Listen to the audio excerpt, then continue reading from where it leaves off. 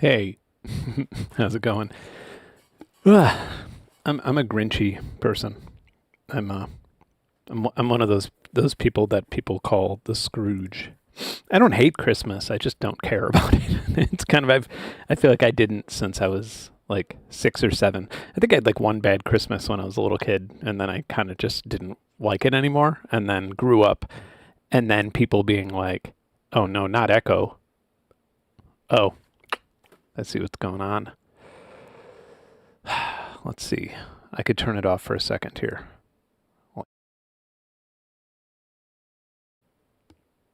Is Echo really bad? No? Okay. So I actually let me. Yeah, maybe the other person had Echo. Wow. That's actually a great prank. I feel like I should spend Christmas going to other people's streams and being like, "You have Echo."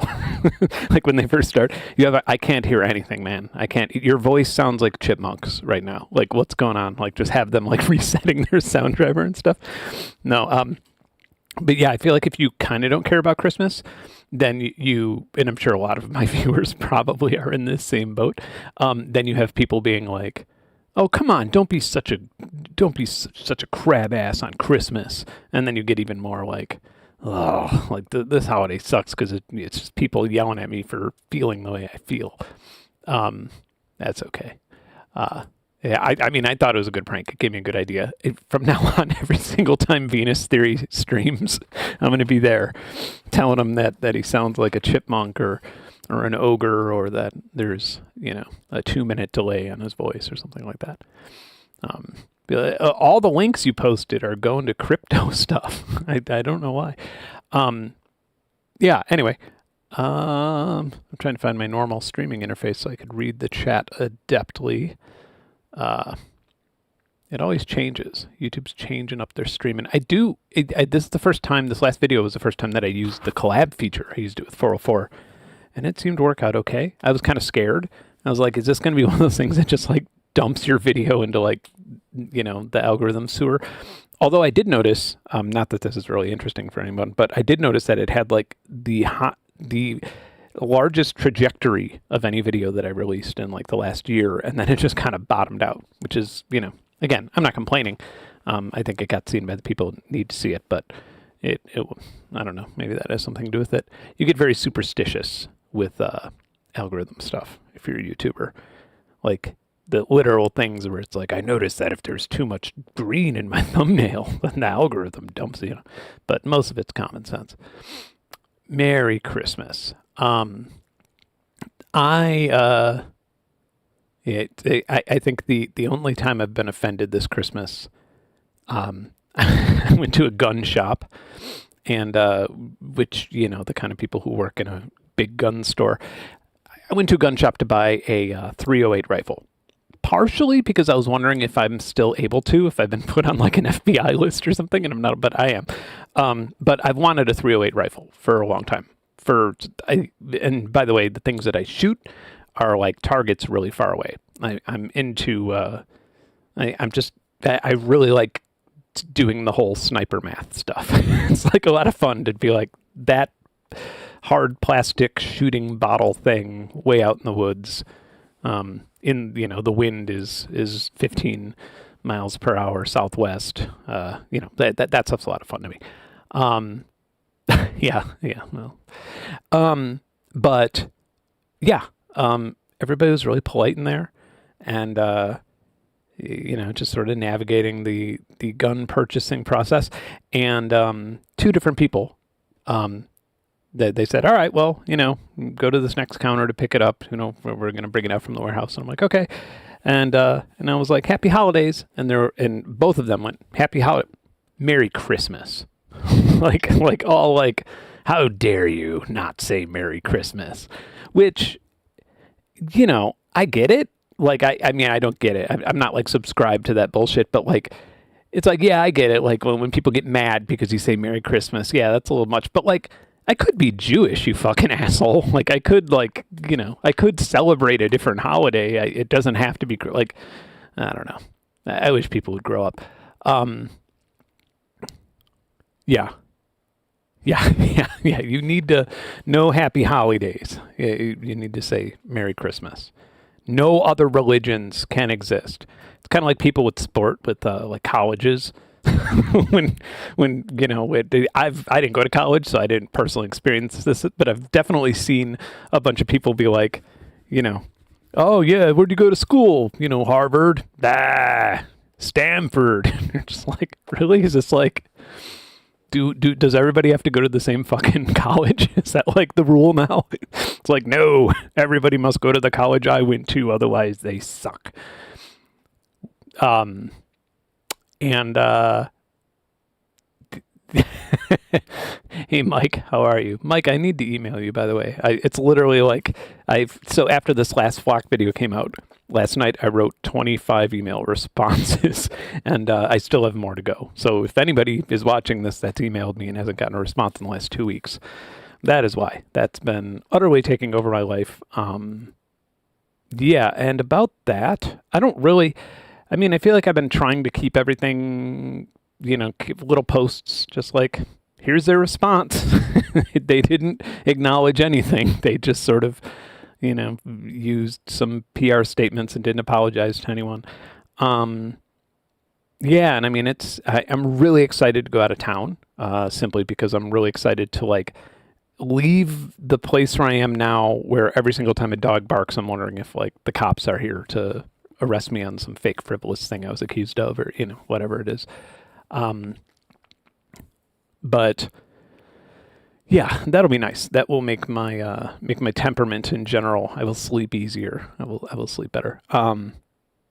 And as far as the flock stuff goes, I mean, I'm not going to like ignore that I've had anything to do with it, but I think I'm done as far as the investigative journalism goes, unless like something truly atrocious happens to me personally.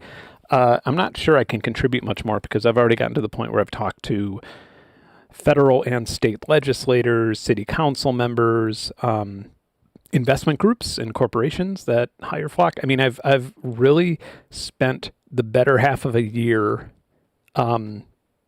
greasing the wheels all over the place, just sort of letting everybody know what I know. And then, like, I have a lot of people in my inbox, in, you know, whether it's email or on social media, like, it just really sus stuff, just like anonymous accounts and like accounts you could tell were like made in the last week, asking me for like a list of the council members of the Oakland city council members that I've spoken to, or, you know, oh, can you send me some of these scripts that helped you do this? And it's just like, yeah, I don't, this is just dumb at this point.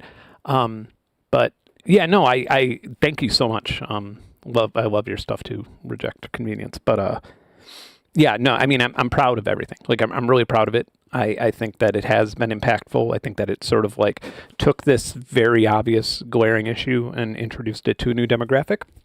And then it's really, it's like blowing up on YouTube, but it's really blowing up on Instagram, like, which is something I've never had. I've always been like a terrible Instagrammer. Anything I post is like usually very like, you know, what you would imagine like a 70-year-old man posts, where it's like, I think my friends would like to see this astrophotography photo that I took, or here's a story of my dog smiling at the sun, or, you know, whatever. Yeah, I don't really know how to massage the algorithm there like I do on YouTube. Yeah, but this has actually taken off really. I have more views on an Instagram story than I do for my YouTube video. That's a first ever. But that's really good because the people who watch that, just from the DMs and comments I get, you could tell that they're like ages 13 to like 21. You know, that's the more common demographic. And I think that those are the people who need to be concerned about this the most, probably because they've never lived in a world with privacy, like with the privacy that I enjoyed when I was younger, which, you know, again, not to sound like a boomer, but yeah, I mean, the idea when in the 90s, the idea of somebody knowing where you were, anyone, it doesn't matter if it's your mom or the government or, you know, whatever it is. I mean, it was like the kind of thing that like people would get super stoned and come up with conspiracy theories, like they got cameras in the streetlights, and you'd have, you know, you'd be like, shut up. No, they don't. Nobody's interested in you that much. But now we're here and it's happening. And so it's interesting to like come from a generation where that was unheard of. Like it was conspiracy theory, science fiction shit. And now we're here. And so I think that like, yeah, I mean, I do think that it would be good in the future on the channel, on my YouTube channel and on my Instagram channel, rather than just constantly pointing at Flock, maybe doing a little bit more showcasing of like what happens when you combine this and this and this, just based on like, I mean, so like, for example, sometimes, so if somebody messages me on Instagram, for example, and if it shows up in my message requests folder, I will more or less dox them. Not like I won't publicly show who they are, but like if their profile is not transparent, I'm not responding unless I'm already being a complete creep. Like, yeah, and for good reason. Like I don't want to be scammed. I don't want somebody in bad faith reaching out, because that happens quite a lot, especially now that I'm doing all this Flock stuff. And so in the rare occurrence that I actually do respond to something in that folder or look at that folder, I'm generally like creeping on the person a little bit and I don't do it unless I could like find some sort of legit identity. And in some of those interactions, I've, you know, when it became clear that I knew who they were, you know, something like that, they were just floored when it's like not that hard, right? It's not like you don't have to be a private investigator. You just have to like know 3 different search engines or tools. And yeah, but there's just breadcrumbs all over the internet. Yeah. And speaking of parent stuff, I guess like when I think of the average American parent, I think of like a Fox News pilled parent or something, the kind that you argue with over Thanksgiving dinner. Yeah, I see a lot of those people who are like, you know, when I get the response from them, the thing that they're complaining about, the thing that the MAGA people are complaining about is that I stood up for an immigrant or something. But like, they're also pissed off about the cameras, which is good. I mean, it's good news. It's good to have like a unified front, I think.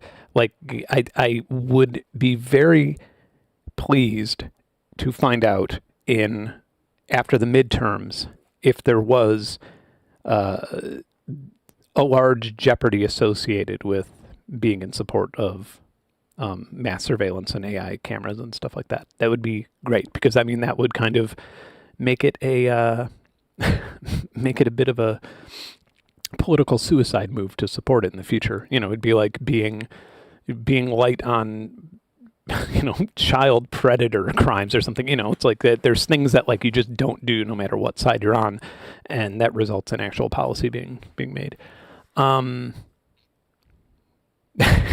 Yeah, those cameras are going to track your guns when libs come to take them. Okay, so before I jump into plugins, here's another thing that I just didn't have time to get into in my video, but this is like very, very important to me. And it's one of those things where it's like, I kind of sound like a nut job saying it, but like, I'm pretty worried about this drone ban. Like I'm actually really concerned about it. And it's because I did some freelance research for I guess like the best way to put it is like a defense tech firm for Ukraine that only deals with Ukraine. And when I say defense, I don't mean like weapons manufacturing. When I say defense, I mean like actual defense, like alerting cities to drones, you know, things like that. And it was really interesting, and I learned a whole bunch. But one thing that I learned that like, it was one of my first takeaways was like, man, owning a drone in 2024, 2025 is like 100 times more powerful against your government than owning a gun. Like it actually is. It's the new gun. It's the new Second Amendment right. You know, that is your arm now. Like if you're bearing arms, having a drone, and then all that stuff played out where like, you know, the National Guard goes into Chicago and DC and all these places, and you think about it and it's like, man, like I'm not advocating harming any National Guards members, anything like that, especially not live on YouTube. But if someone wanted to, if there was that clash, if there was an actual civil war a drone could end the day, whereas a gun would just be a shootout. And it's like, and I don't know. And when you look at the precarious things that lead up to this drone ban, to where it's like, DJI said, no, we'll be an open book. We'll show you everything. You can audit everything. I've personally audited some of the DJI stuff because when the rumors came out that the stuff was going to China, of course I PCAP'd it. I sniffed the network and PCAP'd it and saw what was coming out, especially what's coming out of the Android app. Like, you could run it in a sandbox and PCAP all the data coming out. And yeah, nothing. Like, I mean, way more shit comes out of like my ear cleaning camera, like shit like that, where, or even like random ESP32 devices. And so, yeah, and DJI, basically the FCC said, hey, you need to pass this security, blah, blah, blah, before you can continue doing this. And DJI said, yep, sure. All right, we're an open book. We'll participate in whatever. We totally get it. And then they never gave them an opportunity to do it. And now they're just like, well, you didn't do it. And DJI's like, we fucking tried. We literally, I think they even sued them at some point, like filed suit. And so, I mean, it's just completely underhanded. And it's like, okay, so you just wanted to ban drones. Like that's what you wanted to do. And I don't know. The Chinese government doesn't care about random forest panning shots. Yeah, I mean, it's, yeah, Viral Beats, hey. Oh, hey, Mr. Bill's here too. What's up? Yeah, I mean, I live in flock territory, right? And they have their whole aerodrone thing. The plant, like, not exaggerating, I could take my Mavic 3, launch it here, and have it, like, from automation mode, especially because I have good line of sight up here on this hill. From automation mode, I could literally, if I wanted to, have it land on top of the flock safety drone plant. It's like it's like a few miles away. It's really close. Yeah, I don't know. And that's its own, like, that's its own can of worms, because, like, using drones for emergency response, like, like you get a 911 call for a house that's on fire, and you want to send a drone out first. I don't actually have a problem with that. Like, I don't see that as threatening to me at all. I don't really see that as an invasion of privacy or anything. Like, yeah, I guess you could invade my privacy while my house is burning down to know how many fire trucks to send out or how many paramedics. But from what I understand, what they're trying to do is persistent drone surveillance, like literally trying to have drones in the air 24/7, which, good luck. I don't know a terrible amount of physics and engineering and aerospace engineering, but I know that keeping persistent drones is not something that's a easy task, nor is it efficient. I think like Amazon was costing like $700 in cost to deliver something, like in what they were spending, just for like their ongoing drone deliveries when they're experimenting with that. But there's a robotic think tank that's been defending a Ukrainian defensive position for over 6 weeks without any humans there. Yeah. Yeah. Yeah, it would also be very loud, wouldn't it, to have nonstop drones. Yeah, it's I have I can't turn it on. It would be very illegal for me to turn it on, but I have a drone jammer that goes in a backpack.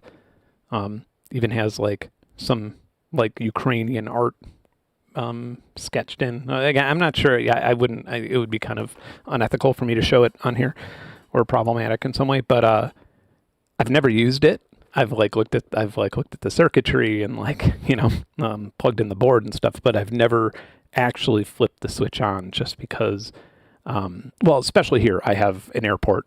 Not like it's a small airport, but still, it's like it would kind of suck to crash a medvac flight or some shit like that, just to be like, oh, cool, it works. It totally blocks up my drone, but it jams GPS too, which is interesting, which is pretty crazy.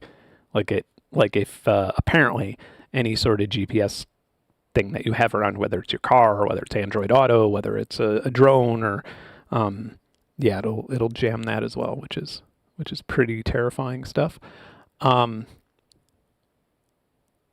but yeah, it's not that promising. Barrelbeat says it's weird because stuff happens. We don't see police, but could hear and see the drones whizzing around for a while afterwards. Yeah, I mean, I just don't get it. I just don't. Well, okay. So also when when we're talking about noise, one of the things that is planned by some of these companies that have been coming up very frequently on my channel, we're not talking about helicopter drones. We're talking about like drones, not like massive, Boeing airplanes or something, but larger drones that can stay in the air longer. But again, I just don't see that as being efficient. Like $5 million from like with Smyrna here, right next to where I'm at in Georgia. They just approved, literally yesterday, they approved $5 million to Flock Safety. It's like $5 million for drones? That's nothing. But like $5 million for like, cameras on the side of the road that look at playgrounds, that goes a much longer way. But yeah. Sorry, I'm looking. Yeah, remember it was last year, right? When we were all freaking out about drones. We were seeing drones everywhere. Also, remember the Chinese spy balloons? Remember those things?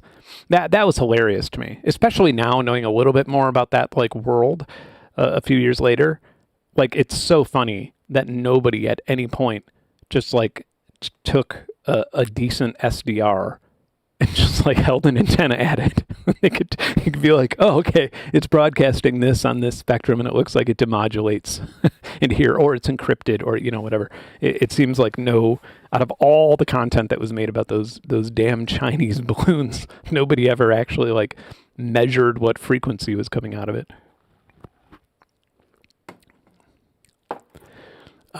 Fixed wing, the fixed wing VTOL drones. Yeah, I mean, they could fly for hours, but how efficient are they? Like, by efficiency, I mean like, who's paying for it? Like, we're not at war. we don't have when you're at war, when you're Ukraine or something, you're literally like burning. I mean, to win the war, it's understandable why you would, but yeah, I mean, you're talking about like, if we don't spend this money, we're not going to be a country. A suburb of Atlanta, like, that even if they are the most militant cops in the world, I don't understand how they would be able to justify that out of the city council, because as long as there's somebody with a brain somewhere, it's going to be difficult. Are they banning drones because they're afraid of Americans having drones? That's my conspiracy theory. Yeah, that's what I believe. I believe that they're banning drones because if you send the National Guard into a major city and somebody's very pissed off about it, it's not that hard, like, technically, to make an explosive and strap it to a drone and fly it into a bunch of National Guard people. I mean, it makes, it's harder to catch the person too, like, because you're not, standing there with a gun, or you're not, carrying a bomb physically to something. Again, that doesn't mean that I am advocating for that. I'm not on that side of things, but in fact, I don't think I would hope that we wouldn't have to see that, because it would just turn into a civil war. But I do think that is why we're banning drones.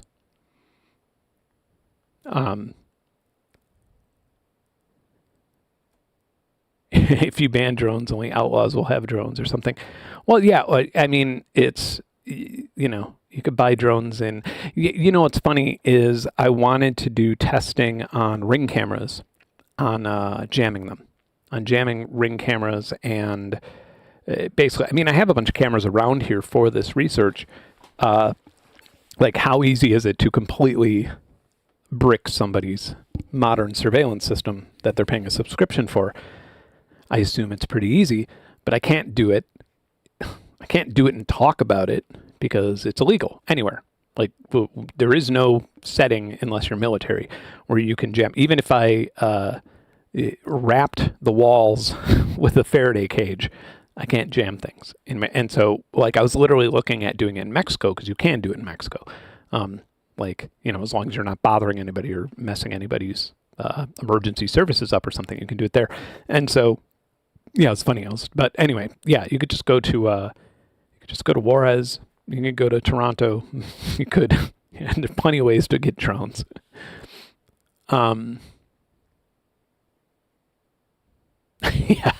yeah. No banning guns. I'm not. I am not a. I'm not a huge fan. I'm actually not a fan of banning guns entirely. Like, and I think that's. I think that's mostly. I feel like I've gotten a little bit less gun banny since moving to Georgia. Not because, not because I feel less safe here or anything, but because you realize that, like, on a farm setting, like where my parents live, a gun's a tool. Like, it literally is a tool. I mean, you will lose your livestock if you don't have a gun. There's not many ways around it. The only other way around it is trapping, which is, like, immensely cruel. It's like a really, really bad way of dealing with predators. And so, I mean, but yeah, you could think of a lot of different uses for rifles and whatnot. But I think, like, the first step would obviously be to ban extended mags. I've never understood the application of extended magazines in my entire life. Like, I just don't fucking get it. I don't get what is so hard about, like even if I shoot all the time. Like, I have rifles, I have a handgun, and I'm very responsible with them. I clean them, I shoot them. Never in my life have I been like, man, I wish I had more rounds in this magazine. Like, doing this is not difficult. But if you're in a school or a mall, you wouldn't hit anybody because nobody goes to a grocery store, a Walmart, whatever, and you're shooting people, when you pop that clip out, that's when you could get tackled. It's like a very easy way to prevent the most horrendous mass shootings. That's the one that I don't get. Like, that's one, if somebody's like pro extended mags, I can't even have the conversation with them. It's like, okay, so all you fucking care about is, like, pressing a button and doing this is too hard when I'm, in the round. Yeah, AR-15s. So the first time I ever hunted anything, I actually don't, maybe the only time I ever hunted anything, I guess. I've, like, shot animals here because they were, like, literally attacking my chickens or something, but the first time I ever hunted was for coy wolves. Again, livestock. Like, they were attacking livestock on my parents' property. I didn't enjoy it. It was, it was like work. It wasn't fun. I wasn't like, yeah, I'm going to get me some cat. It was just like, and then I'm going to have to carry them out and burn them, And I did use an AR. But I mean, it was not a real AR. It was like a clone AR. But yeah, I mean, the reason I used it, I think I only had a 10-round magazine in there. I probably only used 3 or 4 shots. And the only reason I used it is because I wanted to kill the animal as quickly and painlessly as possible. Like, I wanted to, because the whole point of me doing it is so it didn't have to get caught in a trap and then bleed out for a week or try and, chew its limb off. Like, all that stuff's so bad. And so, yeah, I mean, whatever. I'm just being honest. That was the only time I've ever been like, an AR came in handy there. But I don't know if that's worth keeping them legal. It depends how much you like coyotes, I guess, or like, yeah. An extended mag for a 22. I mean, 22 LRs. That's like my favorite caliber for shooting. Have I tried the new Synplant plugin? Yeah, let's get off the topic of shooting animals on Christmas. No, I haven't. Did they release a new version? No, this is the old one. By new, you mean the one that came out 2 years ago, I think? Or is there something? Nah, I don't see any new news on that. Okay, yeah, I tried out the other one. It was really interesting. You know what else is good? I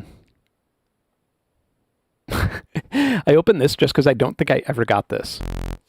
I don't think I ever understood what's happening in this plugin. I feel like I covered it on like part of a stream, and this is one of the ones where I was like, I need to kind of go back to this because it really is insane. It's legitimately an insane. Okay, so you have like your, I guess this is our waveform. It's a wavetable. Fart.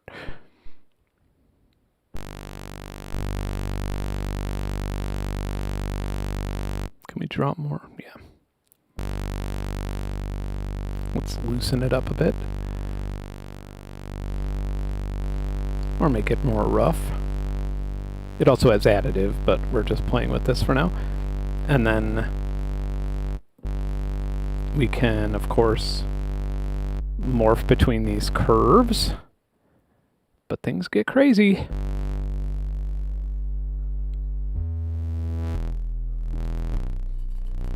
So already, it's like really nice sounding.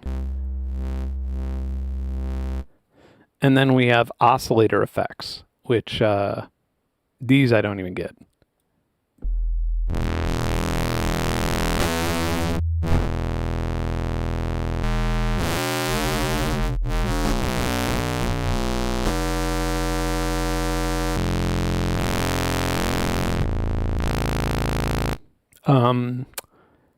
Things like disassociate. I have no idea what this does.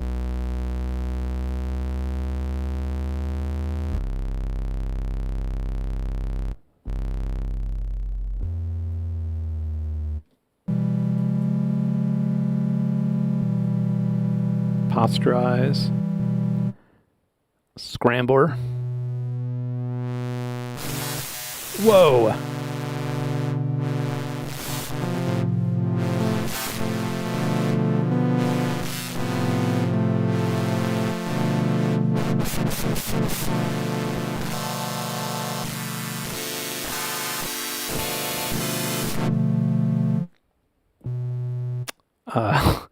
Mapomatic.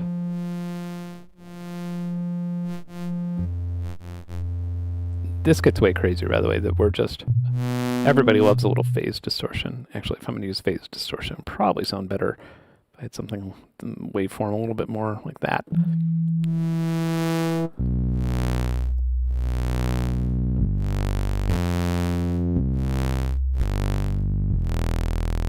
Yeah. Symmetry.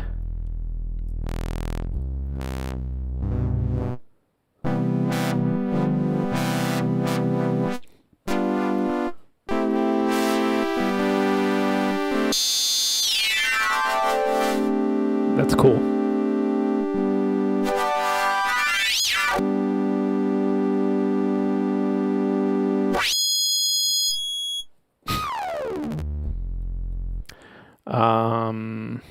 Wrap and zap.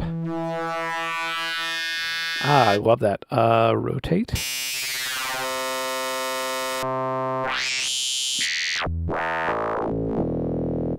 a nice FM sound.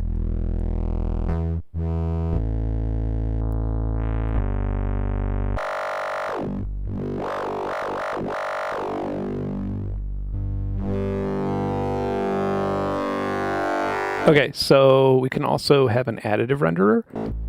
So now we're in, so we have 256 harmonics and 800 hertz resolution. Let's go up to 2 kilohertz, maybe up to 512. Keep an eye on that CPU. Okay, we can have, so we could set a random phase, reset phase, and then our spectral distortion.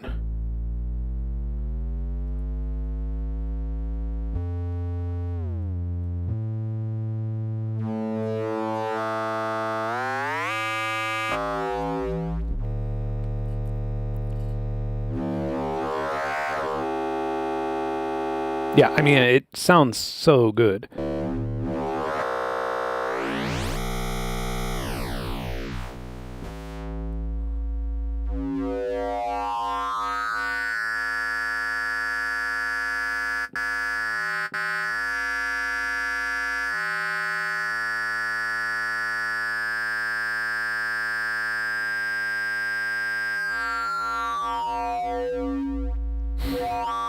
And we could plot a frequency. Oh, okay, that's just our plot.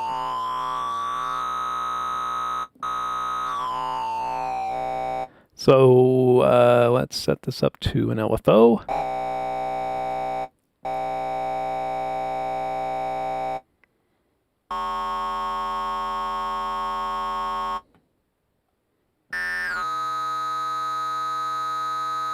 Oh, we could do random too. I don't think...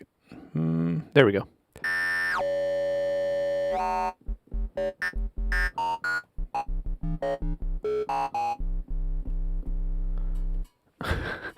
already. You're one step away from Grammy consideration. You know what? For some reason, I always was like, when I was a kid, I was like, I really want to win a Grammy someday. And a couple friends of mine in the music industry were like, honestly, you should put Pappy on the album because it's like the first adversarial noise encoded album, and it fights against AI music, and like that's the kind of thing that gets you considered for a Grammy. Not really so much the music, but more like the music politics. And I totally forgot to do it. It's just like, oh, deadline passed. I have like a membership and stuff, but yeah.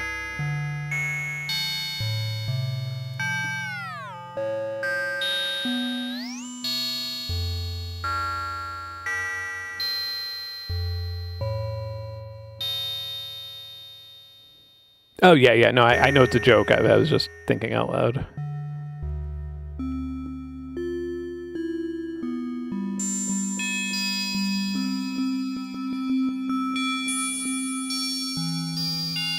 Oh, I like alternate. So you could kind of have just tiny little subtle.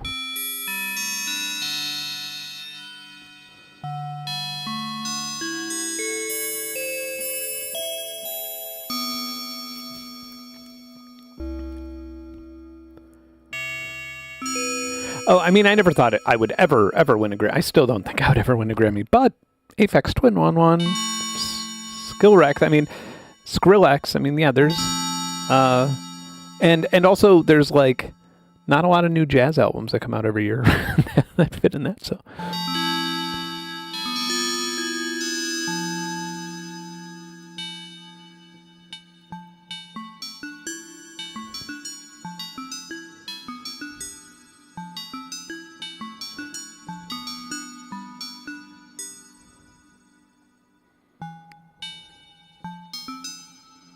What's our BPM like?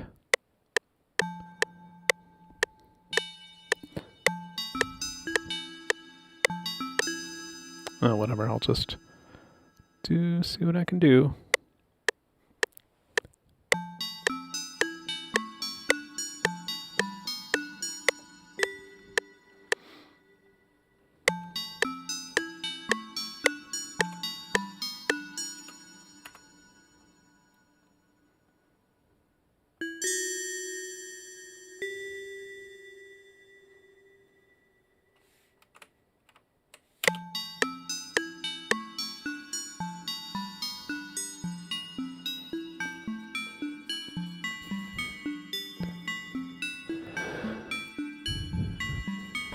Happy holidays.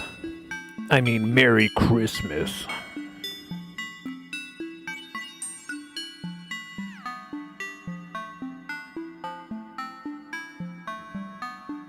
This would sound messy, probably. Yeah.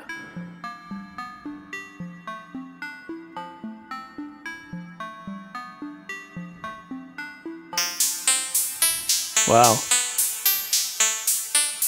Oh, I guess that's like trying to figure out what's happening with the periodic function there. Now this would be a good random.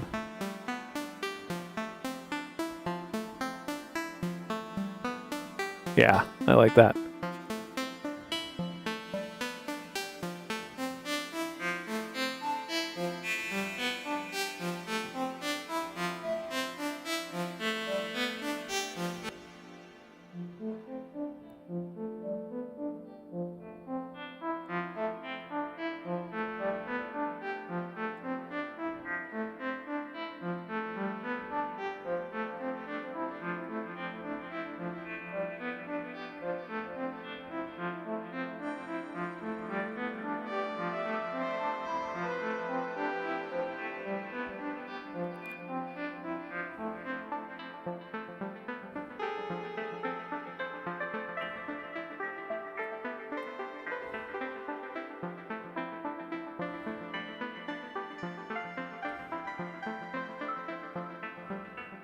Ooh, yeah, look at that CPU, 60%.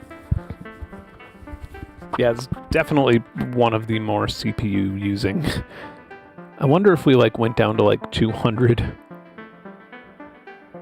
That sounds poopy. 800 and maybe 128.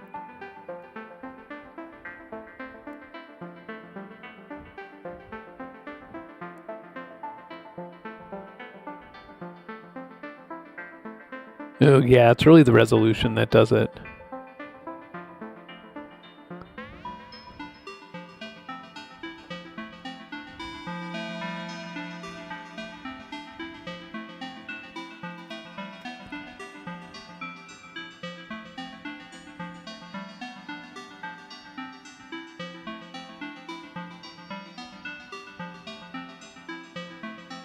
Huh.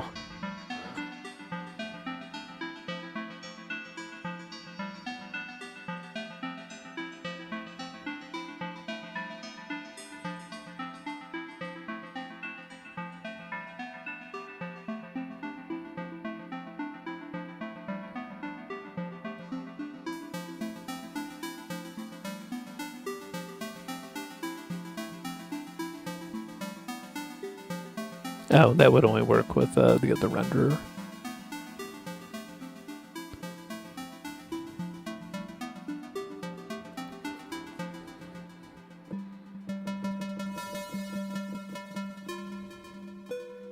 Spectral decay would actually be a really nice way to make some good pluck sounds.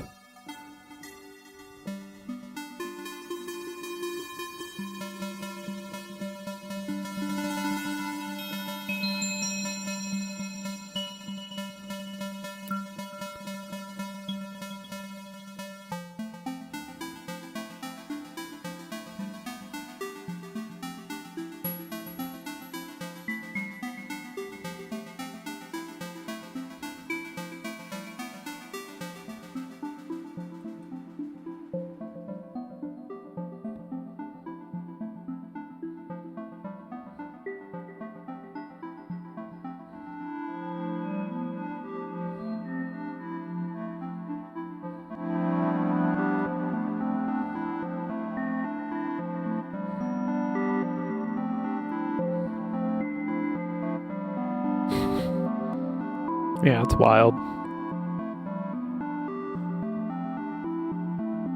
Let's hear some presets. Ice Empire. There was one like Bell preset. I remember, maybe it's still around. Yeah, this is pretty good. Turn off the reverb. Yeah, I mean, this is pretty wild.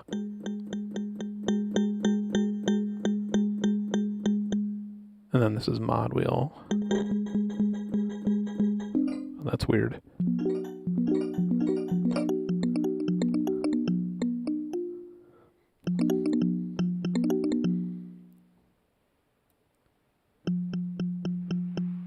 Oh, weird. Nice.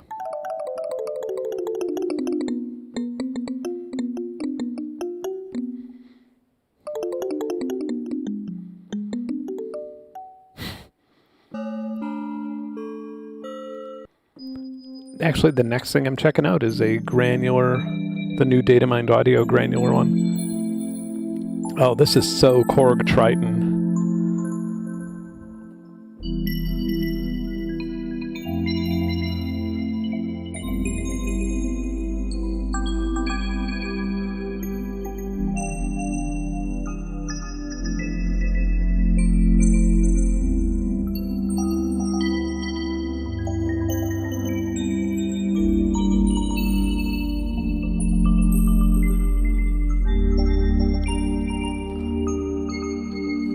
That sounds lovely.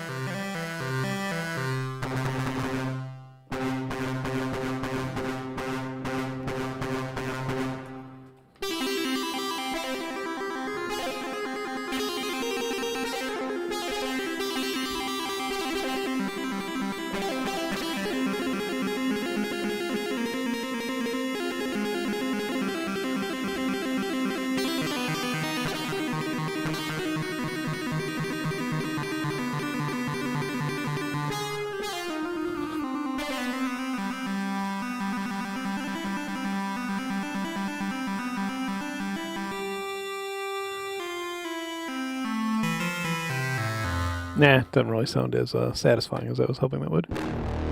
That sounds nice, though.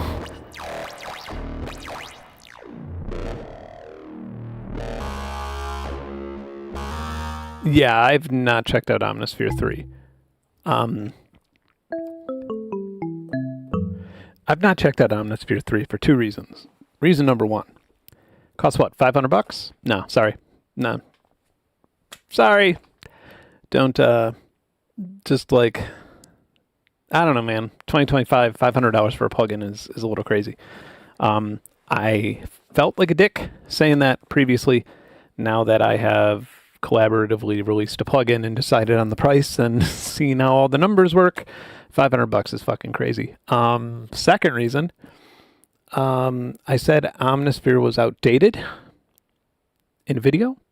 So that it was a little bit outdated. Didn't roast it. It's a little bit outdated. It's been, you know, I think I was thinking back to when Omnisphere 2 came out. I had to buy it on DVD. Like I have a bunch of DVDs somewhere stacked away to install it. They didn't have a download option at the time. That's how outdated it was. It's pretty fucking old, right? That's like 15 years plus old for a VST plugin. Obviously, they updated it here and there, but, you know.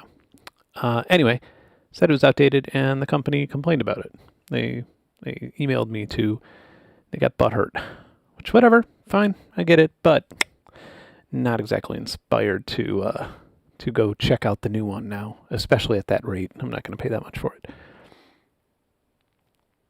Yeah. I mean, honestly, I used to use Omnisphere all the time for ads. I rarely used it in my own music, but I used it for ads all the time because the presets are pretty strong. Oh, I get it now. I get what's happening down here. I didn't really understand at first.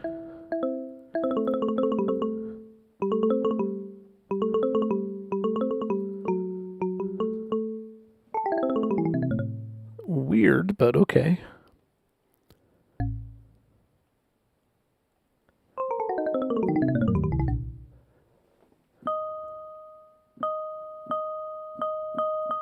Yeah, when I say used it for a commercial, I don't mean like I don't mean that in a bad way. Like some of the ads I worked on were, you know, like for high-end ad agencies and stuff. Like some of them had to sound like really good.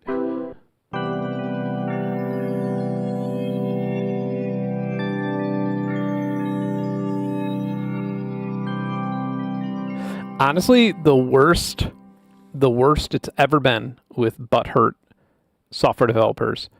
The most pissed off I've been, because it's happened a lot. The most pissed off I've been is Waves.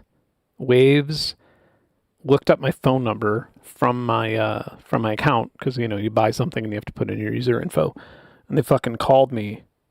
This fucking guy who, you know, sounds just like a grumpy, authoritative, you know, middle-aged man called me while I was on a forest trail.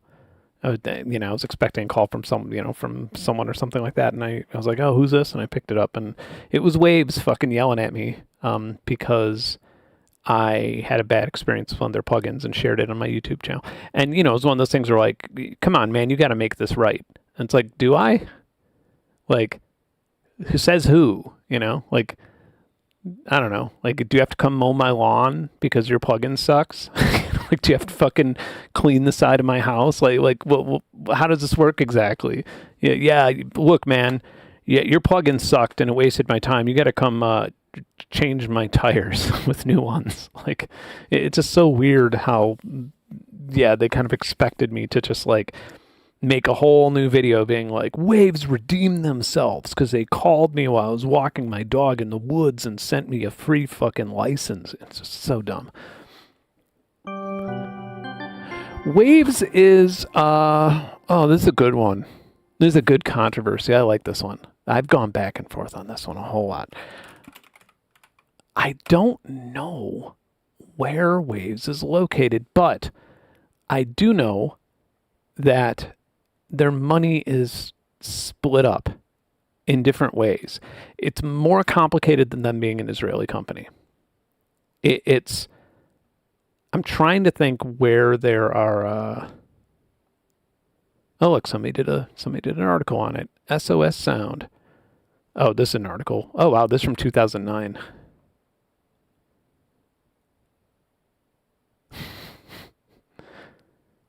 Ugh.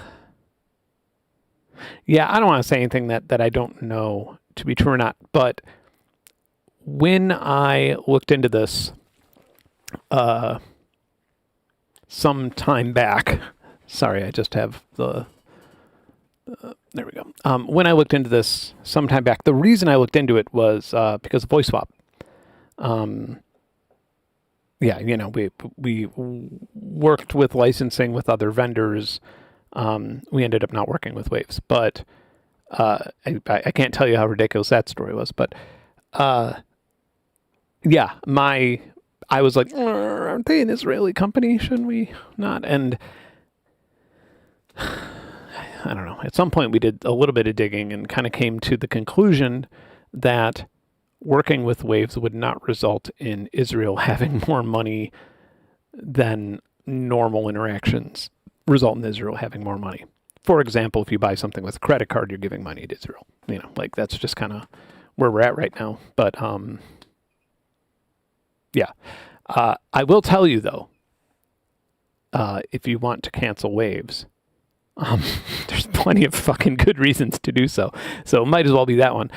No, I mean, I don't know. Their software's not really that competitive, but they're like low pricing and then gouging you to keep things updated is just awful. It's just shit, man. It's like you have a business plan that's made for the purpose of ripping off your customers.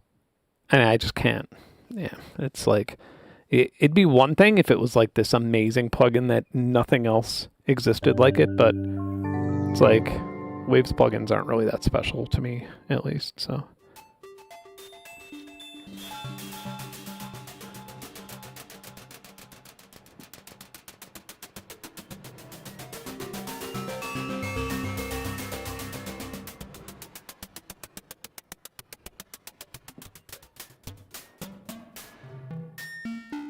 Oh, that sounds nice. That's interesting.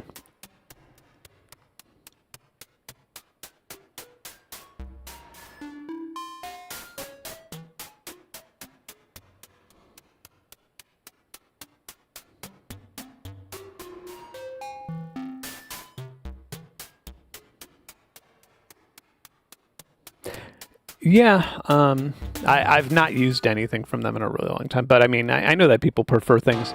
But then again, it's one of those things where it's like, when you run into like, I don't know, every now and then you'll have people being like, nah, man, their EQ, like their EQ emulation is second to none. Like you literally, it's everything to me. And I'm always like, do you actually finish anything? Do you actually like sit down and write music and render it out? Or do you like collecting plugins? Because if you care about an EQ that much, you're probably not finishing anything. like if you can't work without your special EQ plugin when every DAW is full of like EQ controls, and it's like, well, maybe this isn't about music anymore. Maybe it's about fetishism with plugins, which is fine, but...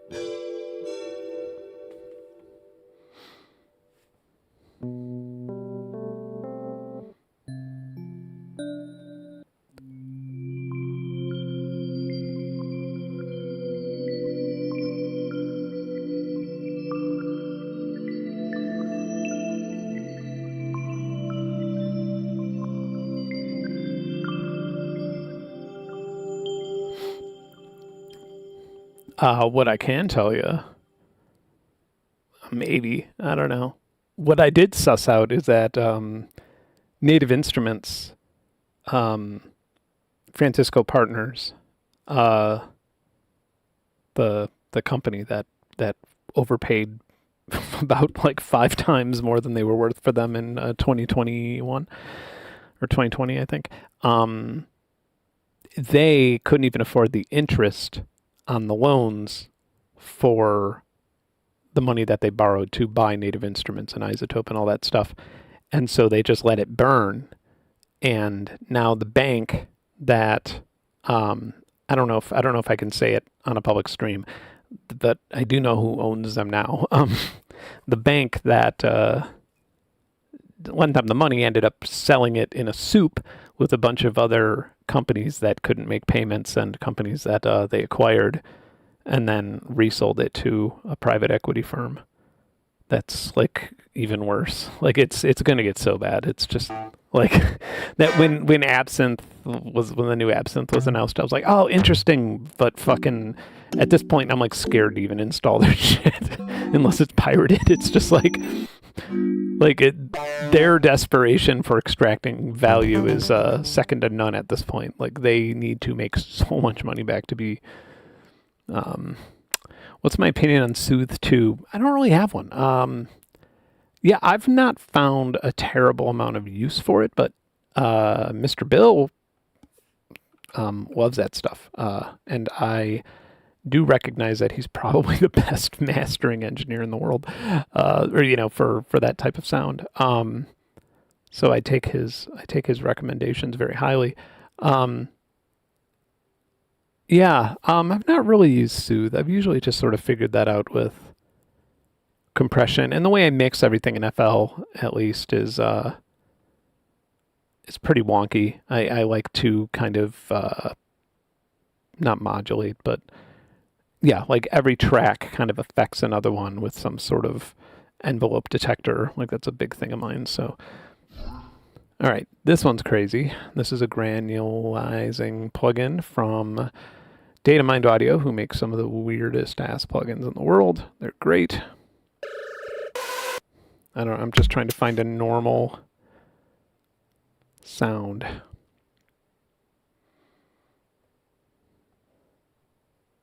Well, I mean, it's the time to get away from contact, in my opinion. Well, I mean, it's been the time to get away from contact, but like, you saw the writing on the wall like 10 years ago, where it's just like, all right. And I mean, that's when I kind of started being like, all right, what's going on with physical modeling, UVI? Right now, obviously, decent sampler is a great option. Anything that's like, meant to kind of be open.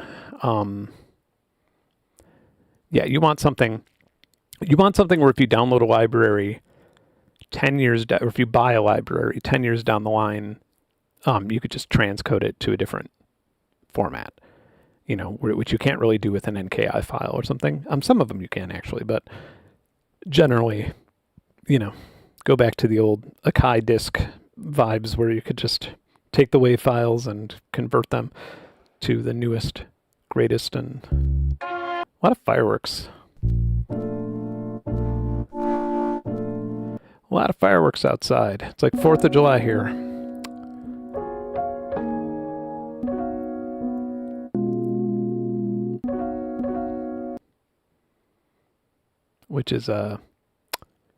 Which I understand it is a Hispanic tradition, which I feel like out of all the Hispanic traditions, only one of them kind of bothers me, and that would be it. Just because I don't like fireworks. Generally, Hispanic traditions are pretty badass. They just mean like a lot of friendly people and amazing food, and sometimes horses.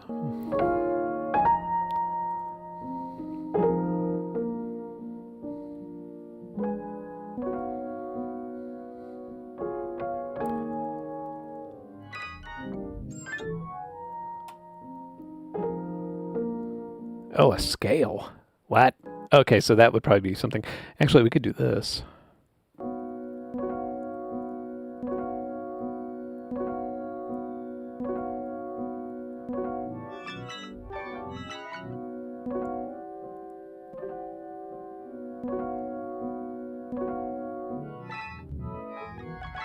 I wonder if we could like stick to a whole octave or something.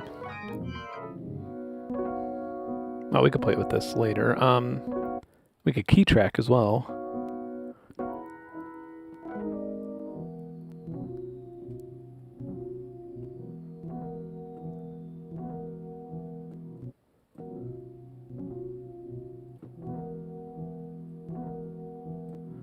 Do I think that InMusic will eventually acquire native instruments and friends? No, I don't think they have.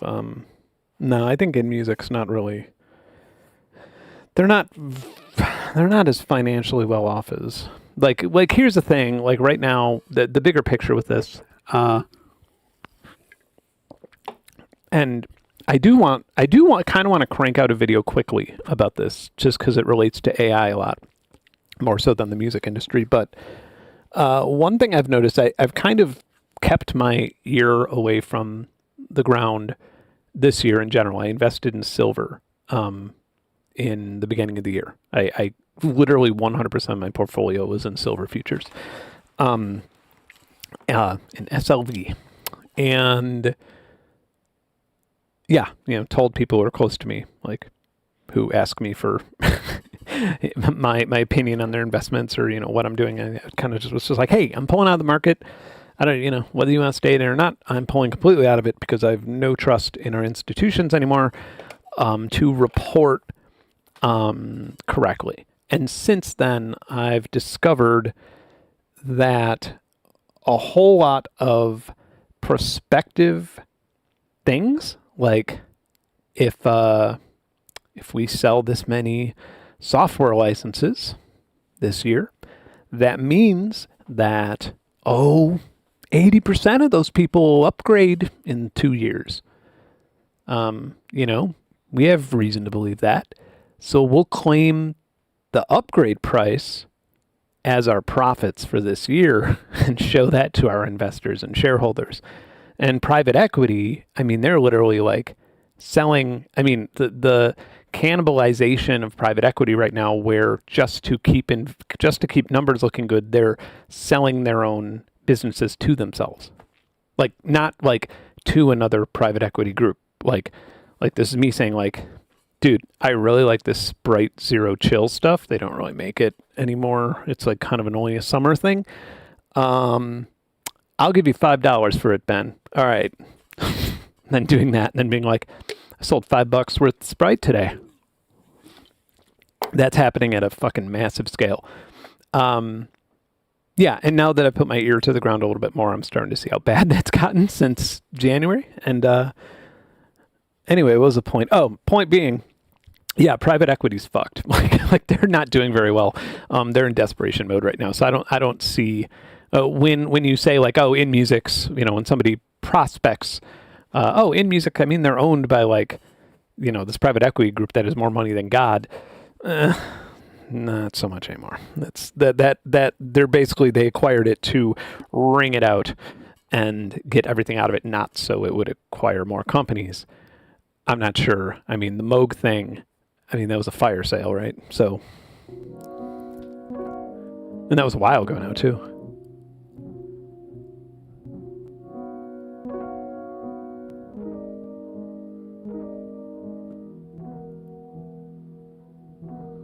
Okay, we could definitely be doing more interesting things with this.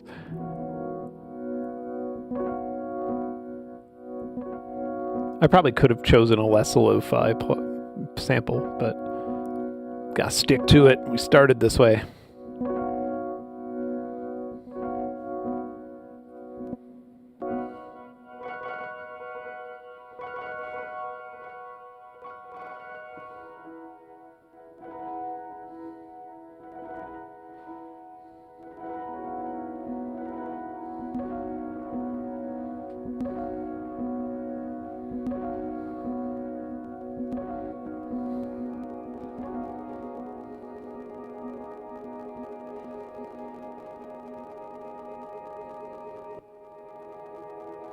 By the way, the crackling you hear is like a fake vinyl sound. It's not, or it could be real, but it's not buffering or anything like that.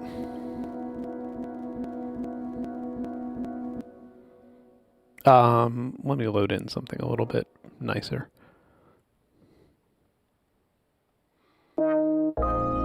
Maybe not in dungy bins, maybe just not choosing stuff from there would be the move.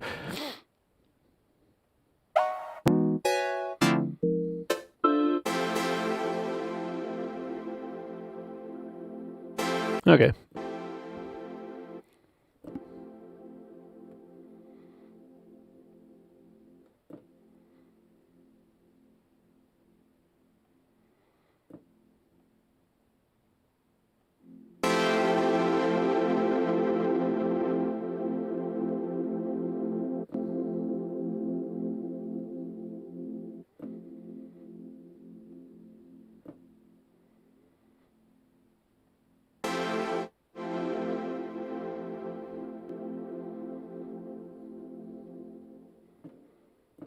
And then you can key track.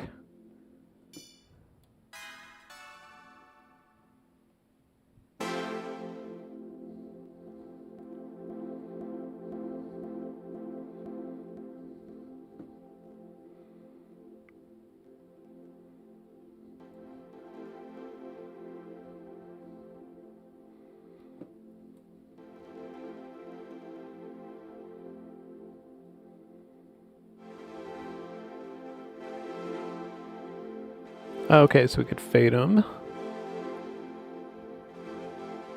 Oh, nice. I like the quantizing.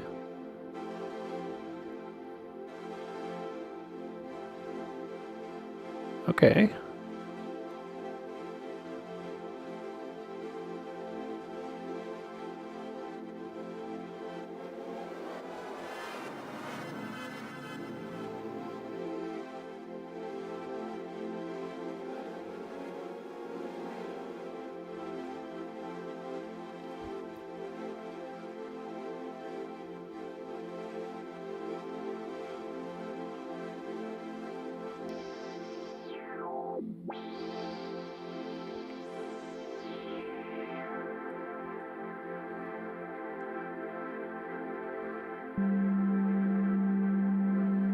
Oh, okay, that's nice to be able to tune things.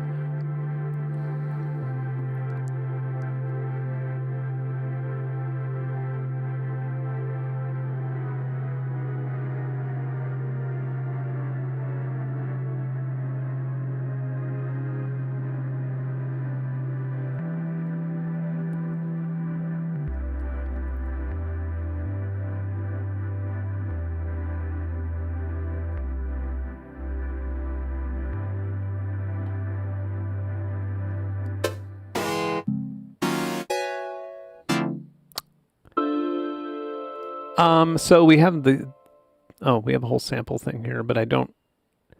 Oh, nice. Okay.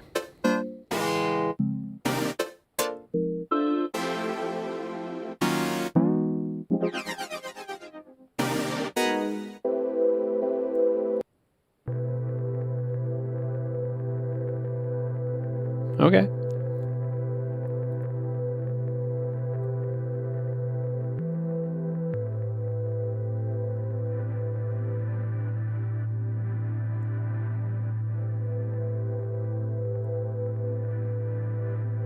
And then I assume, wait, what is this? That's speed. Oh, wow, okay. I feel like I just entered on a new.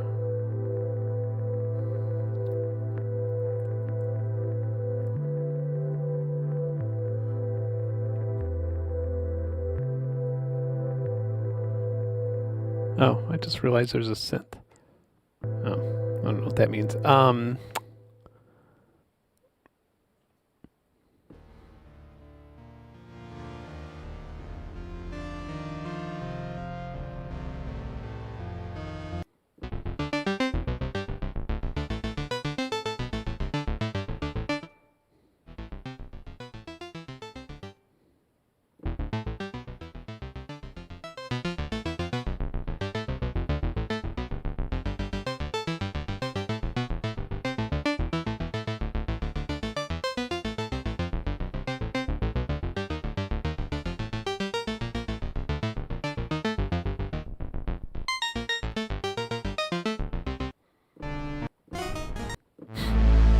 There we go.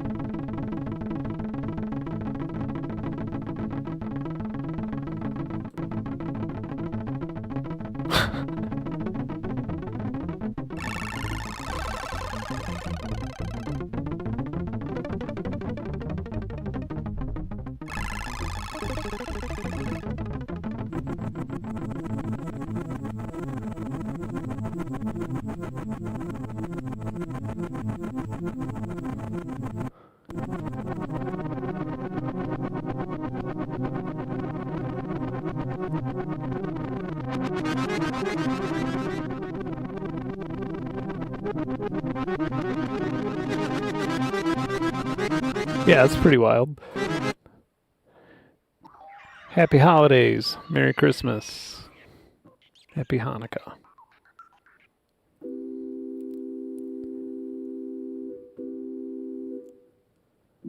I don't really see the Blade Runner here.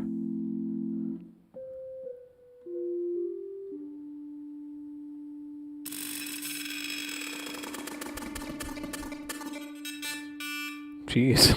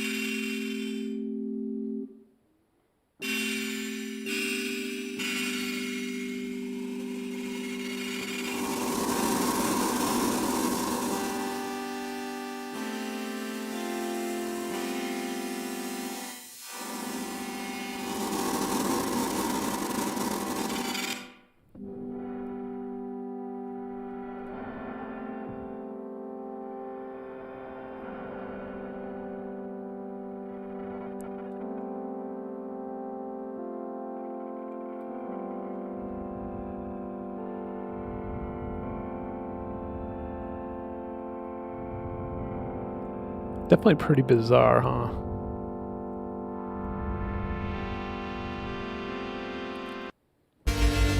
Hey, look, it's Mr. Bill.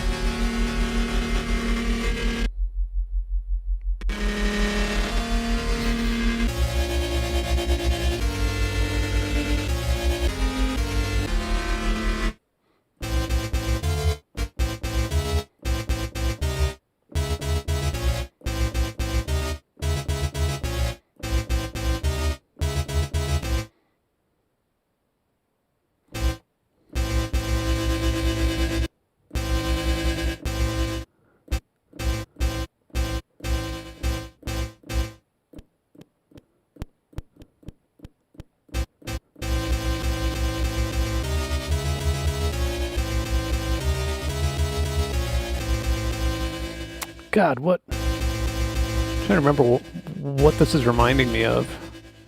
If we get like a...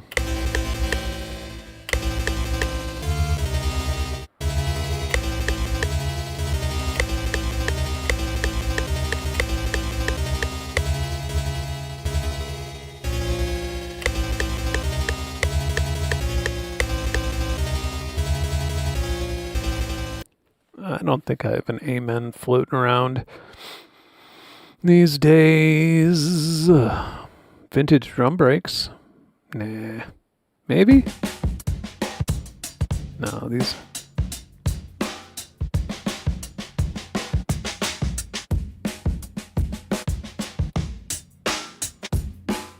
Oh, drum break collection. This'll have it. Winston's. Where are you, Winston's? There you go. Let's do this.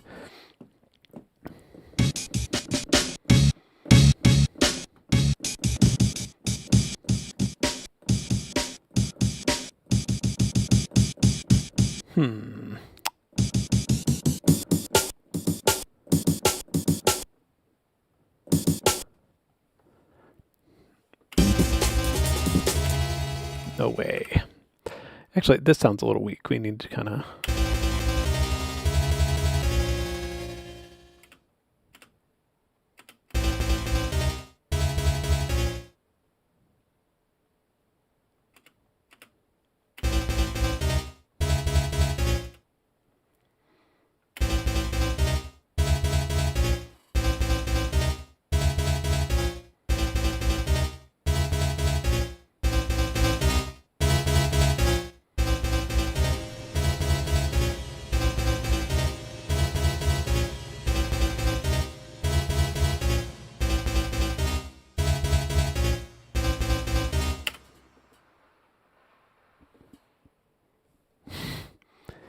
Those are some fireworks.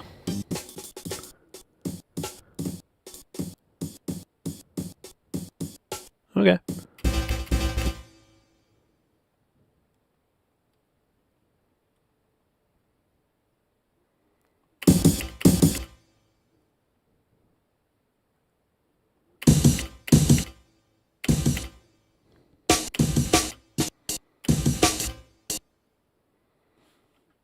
You always want to cut your amens short around here.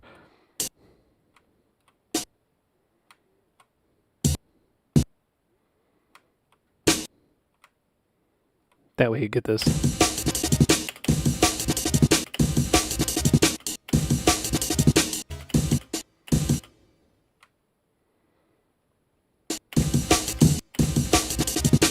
You also want to dupe up rather than going dupe up like this. It'll sound nice.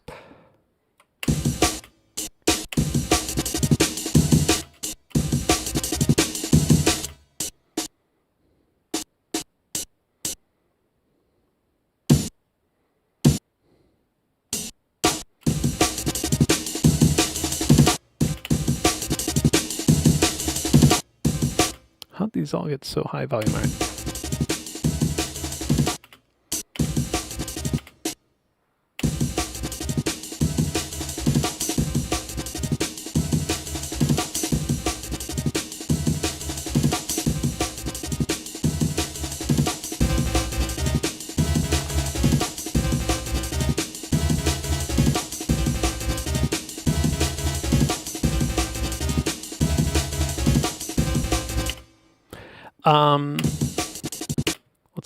Let's talk about amens here. Amen processing. Something I know a little bit too much about.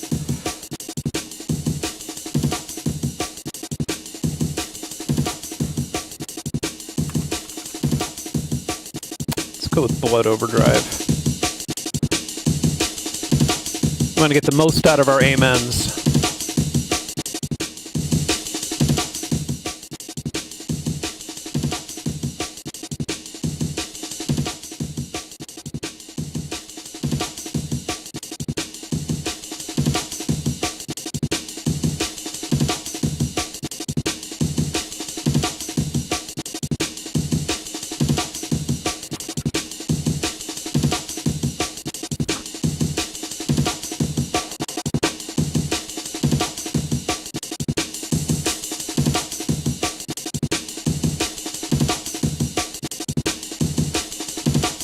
Yeah, so raw versus a little bit overdrive, a little bit EQing.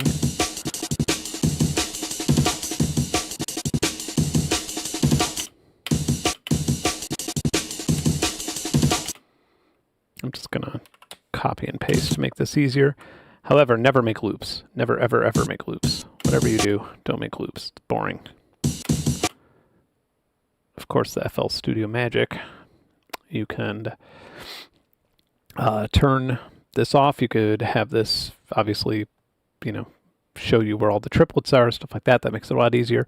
If you want to do some sort of goofy rolls, just Alt-U, and you can chop it.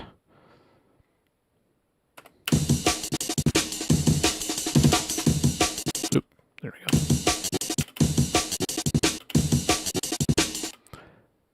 That's for the...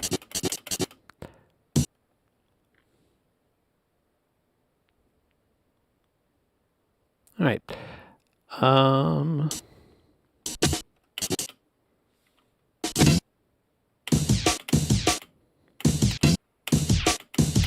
Maybe a second.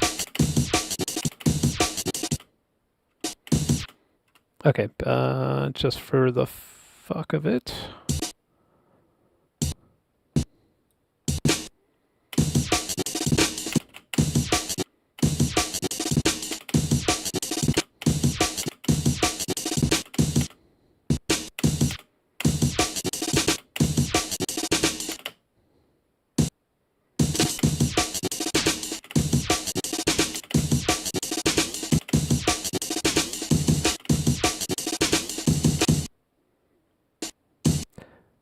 I love playing around with weird, like 1 out of 5 times it works, but when it does, it sounds so nice. It sounds so unexpected and bizarre. Okay, so our issue here is that we need a sound like this.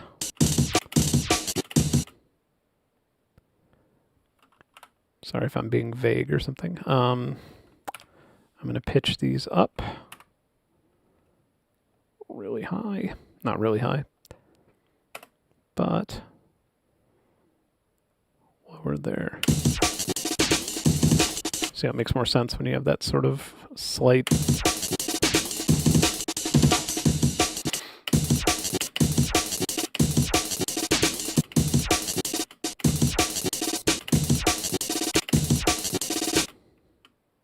pitch, pitch, pitch. Not channel pitch, note pitch. There we go.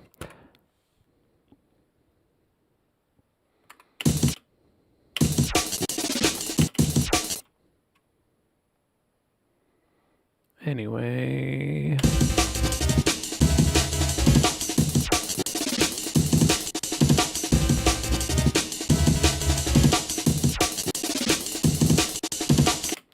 Also putting it through, I love putting an amen through.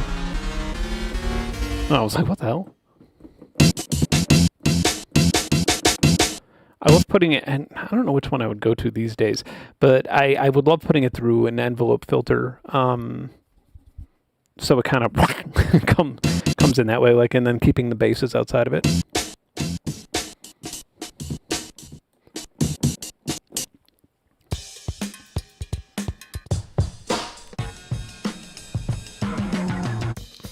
Yeah, Slice X is amazing.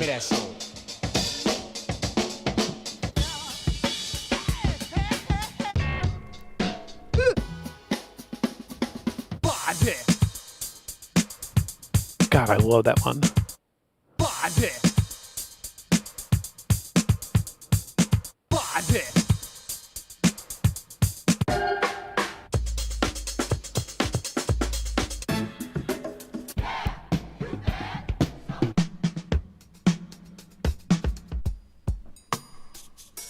So many of these are so inspiring just to listen to like the mixing and be like, oh God, you could totally get away with a muddy snare.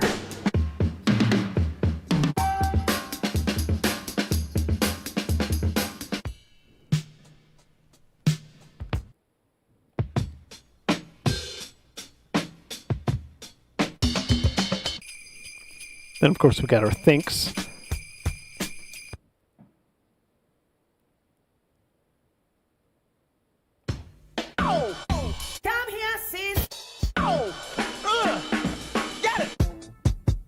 I've not actually tried much stem separation. I think I tried to see if it worked, but yeah, it'd be interesting to do it to like some of the weirdest.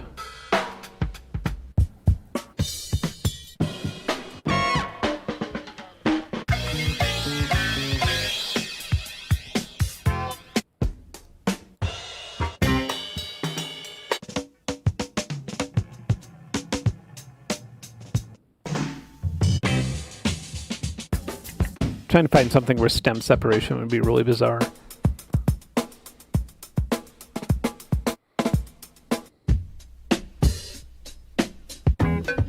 No. Yo, Jill. This is a Leon Haywood. Do I have that in here? No.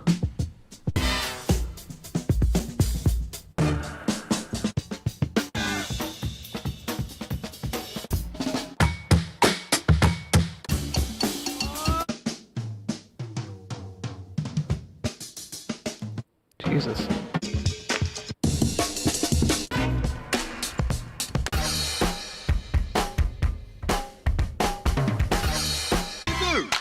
I laughed ya.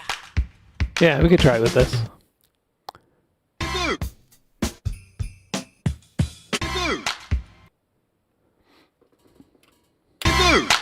I laughed ya. Try it sometime. I laughed ya. Extract stems. Let's try it.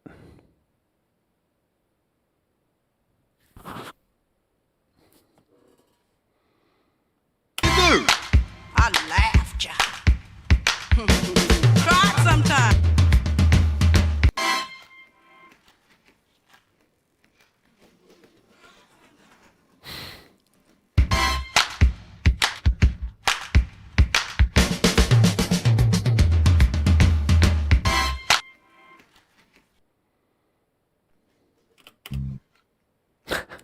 Just that little bass.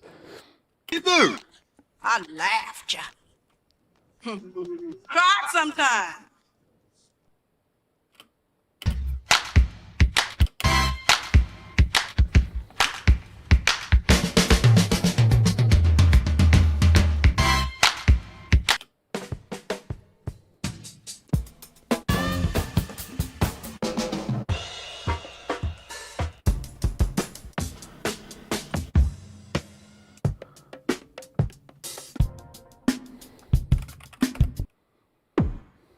Time.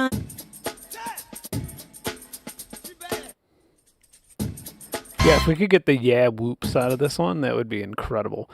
That was like my hope forever, is like, can we get a sped up think break without the fucking yeah whoops in it? That was my dream when I was younger, because I always felt like they kind of cheesed out things so much. But you know, you try to remake some of these types of loops, so like so many times I've tried to remake them to like, you know, can I get something that sounds kind of like that, and it never does it justice. Well, that's a little whoops.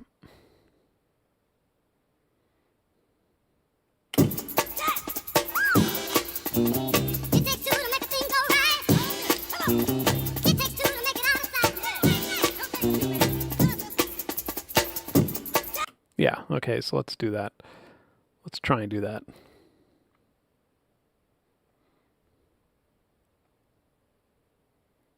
I'm going to be an AI evangelist by the end of this one.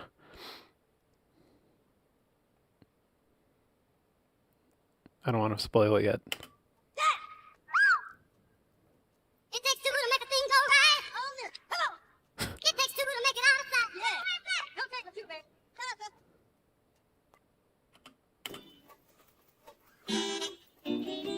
Okay.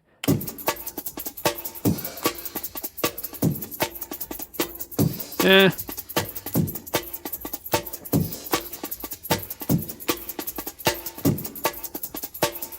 Yeah, there's some fucky stuff going on in there. Oops. Always clone. But maybe we could fix it. We could definitely fix it by resynthesizing it, but that's like, you know, do you really want to do that? I mean, maybe if you're like editing your breaks for another time. Oh, it named all my my samples for me. Well, I guess like adding distortion harmonics, we could just do that with blood.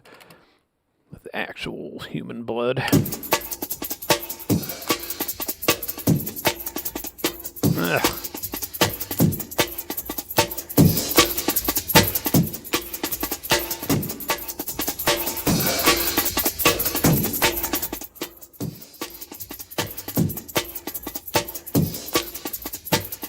Yeah, I'm not sold on this yet. Oh God, what's the Milda? Why can I not remember the name? It's an exciter, I think.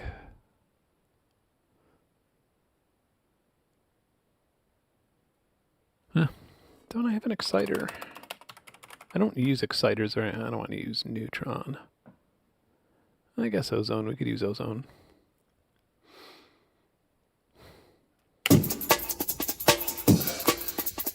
Let's see if we could make this usable at least.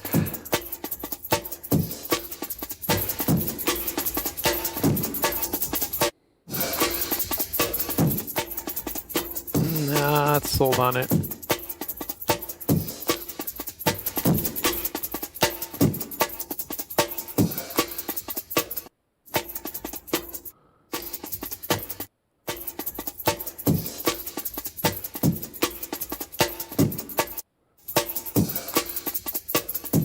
That's okay.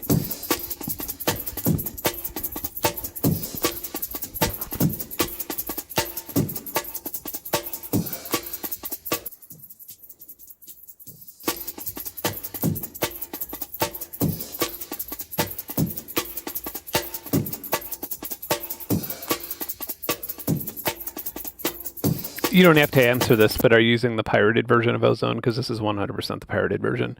I will not install that Native Instruments fucking manager on my system ever again. That thing did not do good for me.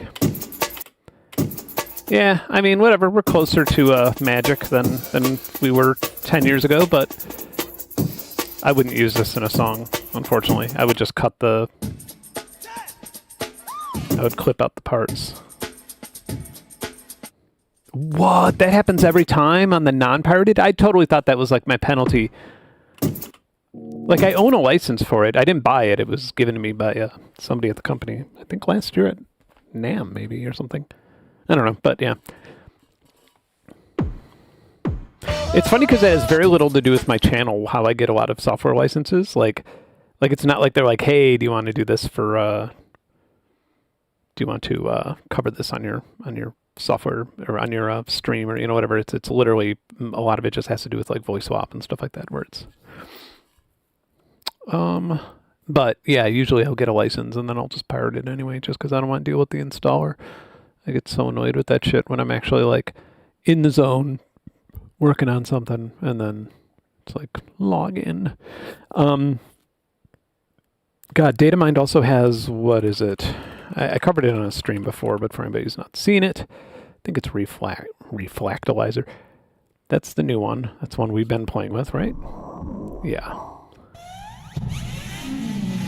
Yeah, this is...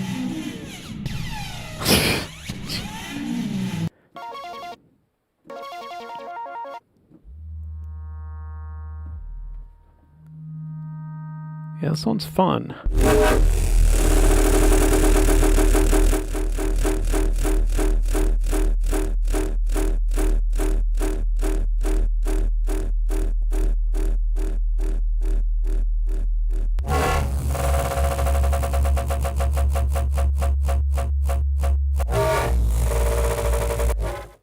Yeah, the update thing. You know what's even funnier is like fucking lately in the last 6 months on my Xbox, I don't play games often because I'm so busy that like I don't have time to think, much less play video games. But I think about playing. I literally daydream about playing video games while I'm working. I'm just like, oh, it'd be awesome to just play Far Cry Primal or something. Anyway, so every now and then I'll get like 45 minutes. Or I'll be like, oh, dope. Okay, I'm going to play a game. I don't care what it is. Police officer simulator, whatever. I'm going to load it. And then it needs an update. And then I'll go down my list. And it's on auto update, but like everything will need an update before it opens. I just turn it off and I'm just like, well, I guess I'm a fucking idiot for buying that. What's the other? Yeah, there is a DataMind audio concentrator, concatenator. I'm going to load the full version. There's also a mini version, but we're going to go with the full version.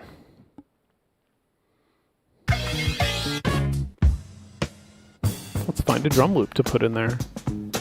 We need something kind of dry. I mean, we don't need to, but... Dude, I love every Far Cry game. I got really into it in 2. Like, me and a friend of mine used to make levels. Like, we probably made like 40 different levels for it. I mean, we used to get so into it, and we used to just play it. We got, like, he lived on the other side of the country, and we would just, like, both, like, you know, 1 a.m, be like, oh, okay, let's go, and meet me on Xbox Live, and we'd play Far Cry 2, and get just ridiculously stoned into, like, 6 a.m, like, on these delusional levels that we made. And, yeah, and it's like every Far Cry that came out was just, like, better and better. And then Primal, I was just like, there's no sniper rifle. I'm not interested. Because that's, like, always my weapon of choice, even in real life. And, yeah, no, it's great. It's wonderful. It's such a creative game. Really blown away by it.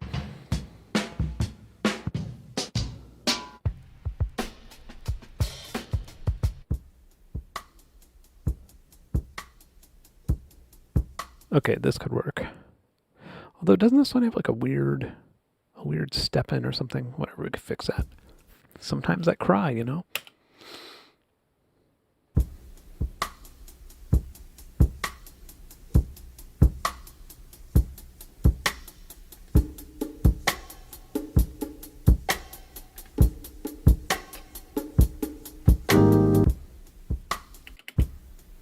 Okay, so yeah, we could cut this a little bit better.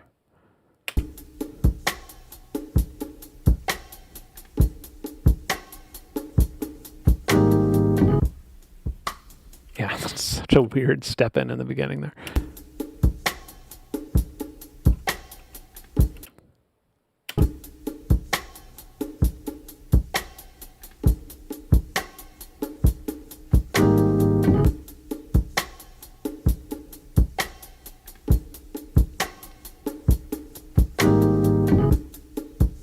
Okay. Now let's bring it into Combobulator.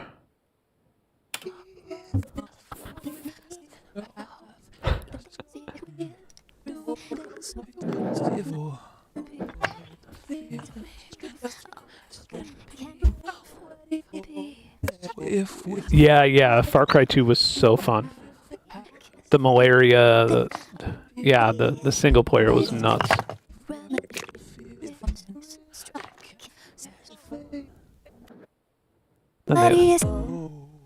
How do we know if we're on the right path? And we build something Very weird example to start with. Let's load some of these up first.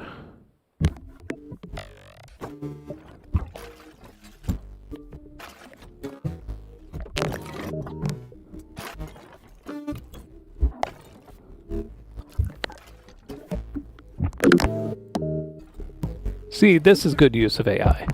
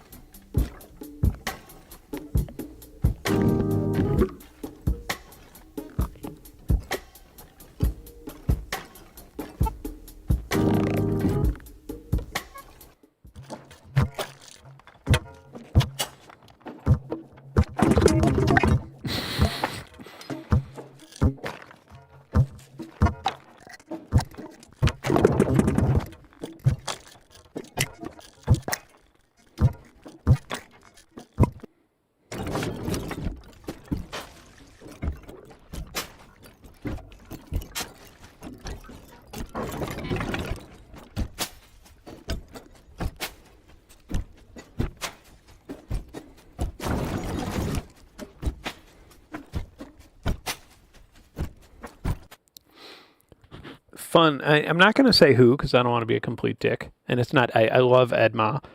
I've known him forever. He's a wonderful human being who always wants me to go rock climbing with him. And I'm just, you know me, too spurky for that. However, I will tell you that once upon a time, it's a Christmas gossip. Once upon a time, not Ed, but I slapped a member of Glitch Mob for a good reason.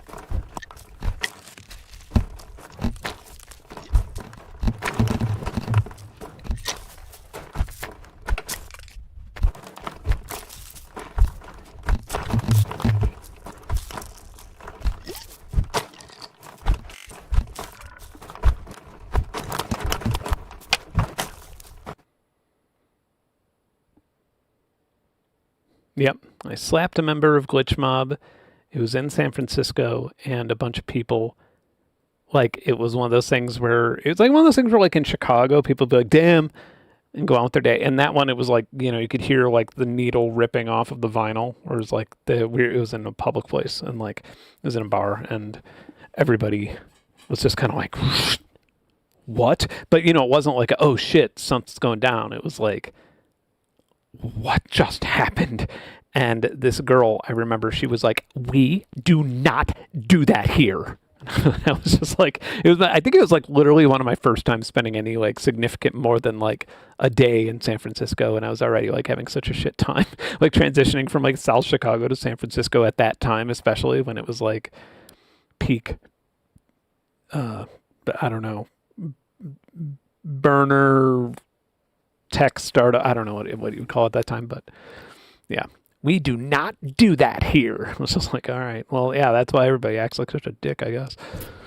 So nobody's been smacked.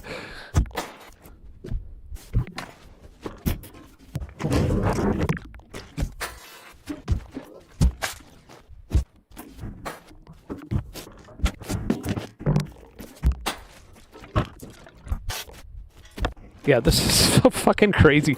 It's funny because these plugins are like so ahead of like, you know, they're like things where I would just feel like nobody's ever going to make something like that, and they make it.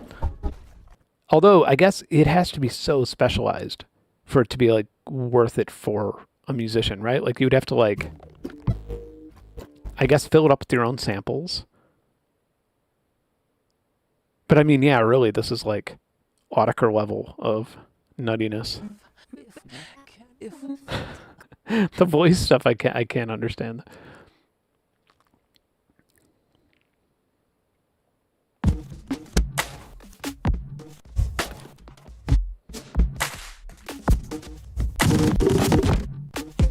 I mean, I did have one consequence for smacking him in San Francisco. My girlfriend at the time, that was like it for her. She was just like, this dude's a fuck. You know what I mean? It's like one of those, I bet to her, it kind of felt like, you know, because I was already like a touring musician at the time, but, you know, it's one of those things where you like meet this stray dog and you're like, oh man, this dog's cool. I'm going to adopt it. And then, you know, it's just like fucking your pillow and like eating shit off the table when you're not in the room. And you're just like, man, this is kind of a shitty ghetto dog. I don't want it. That dog was me. Still is.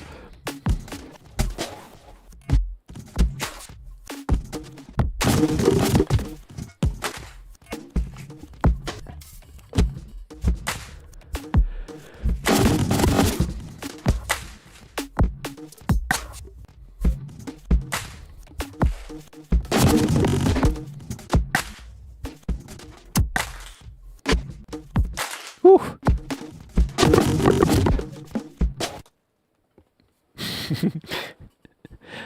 Thomas, have you been doing astrophotography lately? Is that still your hobby?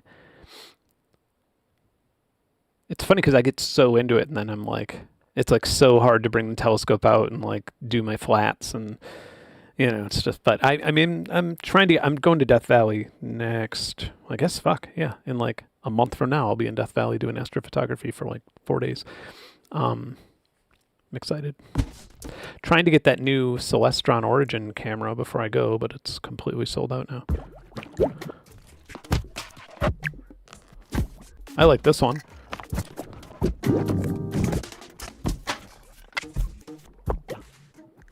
Yeah, very bizarre plugins. What was the other one? It was an FL Cloud plugin. I forgot what it was.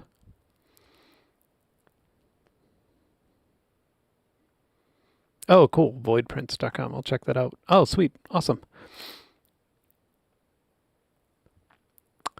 Yeah, I got the Celestron Origin, and I was really into it. And then, I don't know, when graduating to Pix Insight, which like I like talked to some professional, like, you know, have a little group of professional astrophotographers guiding me, trying to not do this on my own. And, yeah, Pix Insight and Origin was just kind of a nightmare to get working. And so, but I bet somebody's written a good script now to make it work a little bit easier than it used to.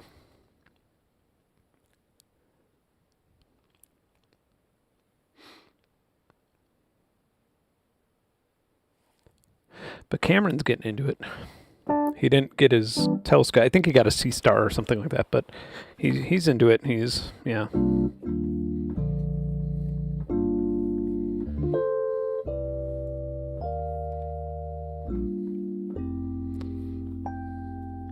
Oh, you know what?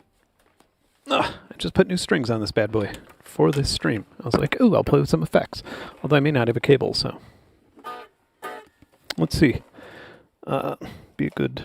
I feel like my default is either Piano Tech or using taps and portals.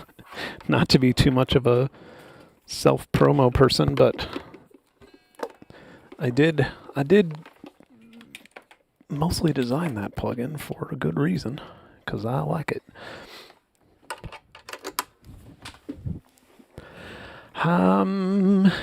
A 9 versus 8, I would say the only thing I like about it, the only like difference that I would say is there's more felts.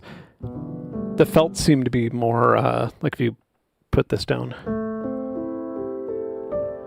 the felts sound a bit nicer. And they have them for more pianos now, which if that's important to you, then cool. If not, that's cool. I don't like that. I don't like the... I mean, you could just turn that off, of course. But yeah, the hammer noise on that was a little annoying. But yeah, all the other stuff kind of...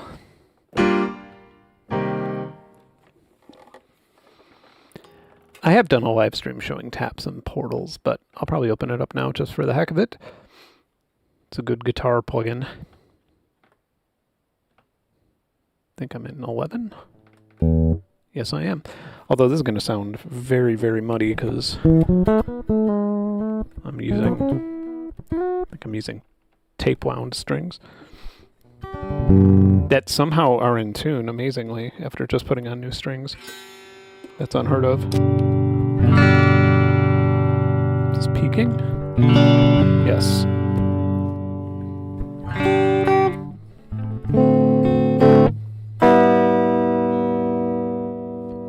Yeah.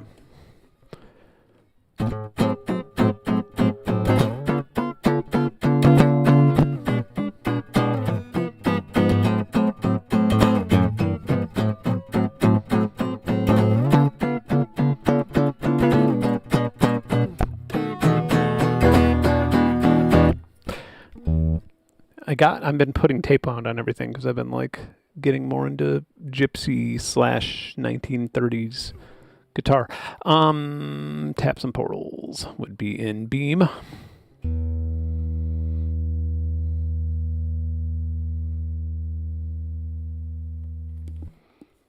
I'm always scared when I load these up in here that something is going to load in terribly wrong, because I often, let's make sure I'm on the right version. Just because obviously I have, okay, 2.10, I think that's pretty new. Just because I have a bunch of alphas and betas and pre-alphas and installed. Sometimes they show up in the plugin manager. Okay, so yeah, taps and portals. Taps is... I feel like I in like Instagram stuff, I didn't really demonstrate everything taps could do because I was like more interested in just the loop stuff. But like...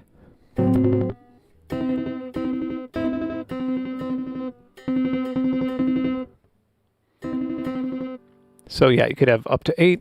You could turn pitch off if you just want like straight up delay. I could change this to multiply.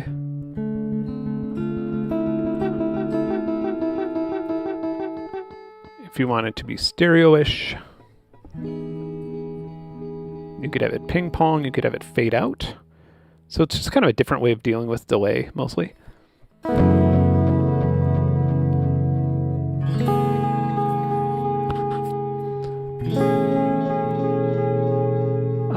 I believe you could shut off a lot of the graphics. Maybe not. We tried it out at one point, and we were just like, would you want to use it without them? And then you could definitely slow this down to create... This was by my demand. I was like, no, we need to be able to slow this down to ridiculous amounts. So we can do...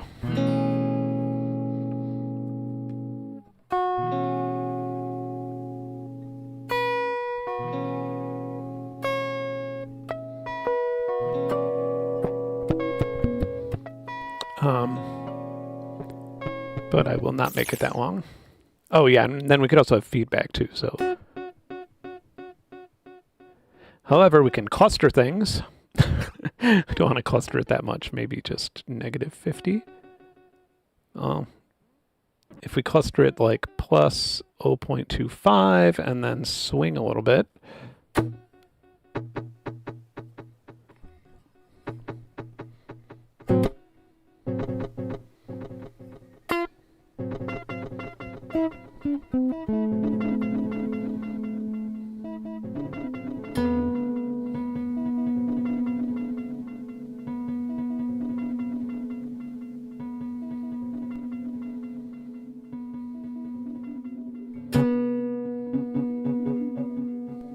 You know what? I'm going to reload taps just to show you what that other thing does really quick. Okay, I'll leave this nice and basic. So we could, this is bell curve, so this is like kind of a EQ, a ringing EQ mostly. You could change the pitch, the overall pitch.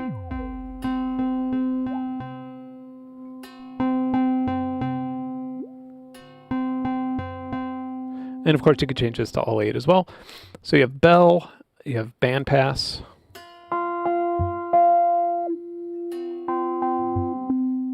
This is really nice if you want to do something like so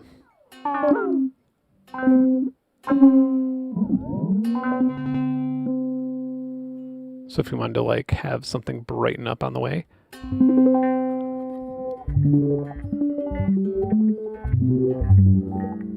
Again, you could put more time into it than that. Comb filter.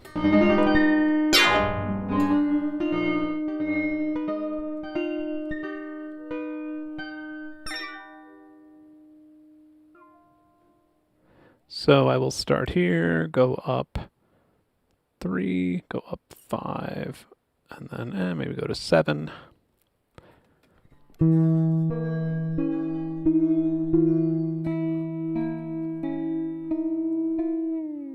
And bring it down to, or up to C.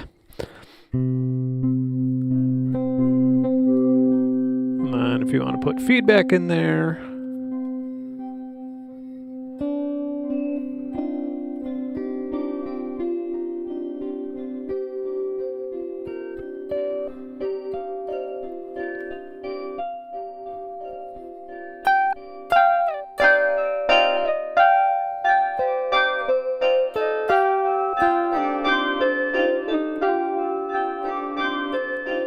now, taps was made very much, well, obsessively with the tape effects, but also used in conjunction with like even the simple, even just a simple space. Things would get really, really intense very quickly. I'm just gonna load a small space maybe.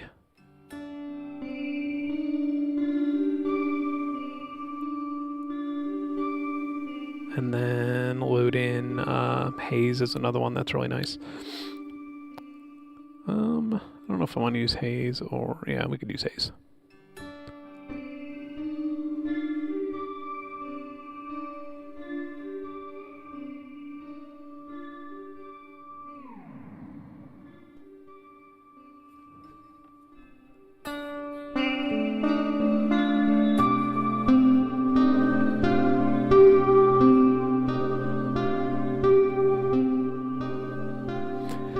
And we also have a pitch shift mode, which is a very weird.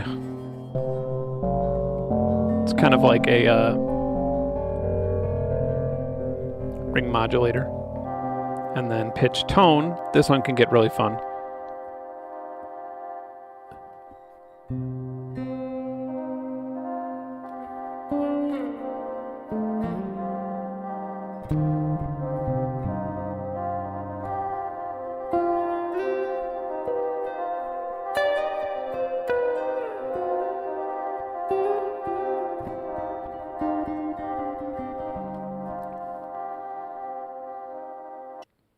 So that's that. However, everything gets crazy when it's put in a portal.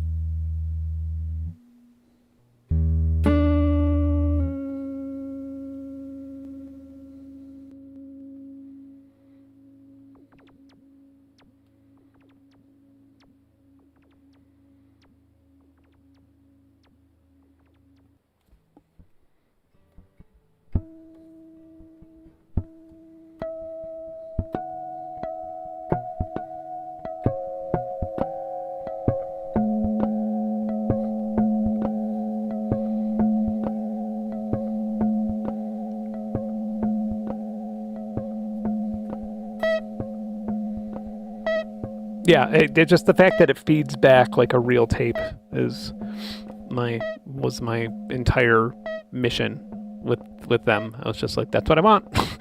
I don't want to use a real tape machine, and I want to get a real tape machine. Not only the sound, but the progression.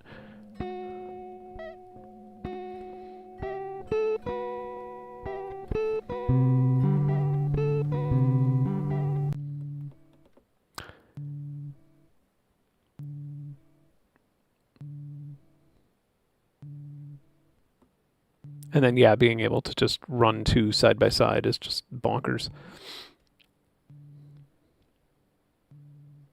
Load another taps.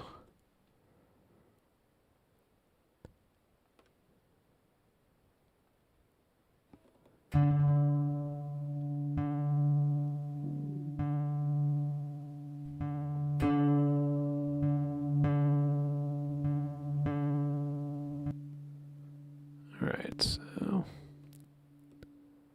this one we have 1000 milliseconds. This one we can have as 974.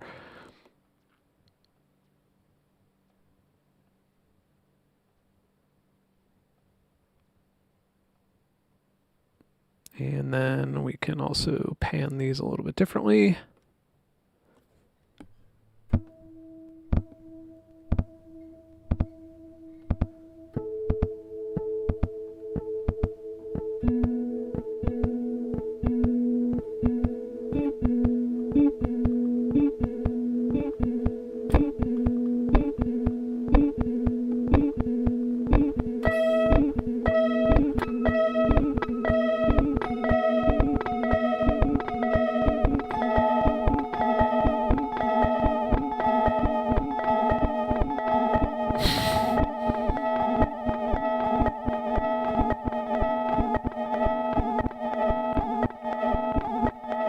Yeah, okay, our flutter and wow was a little intense there.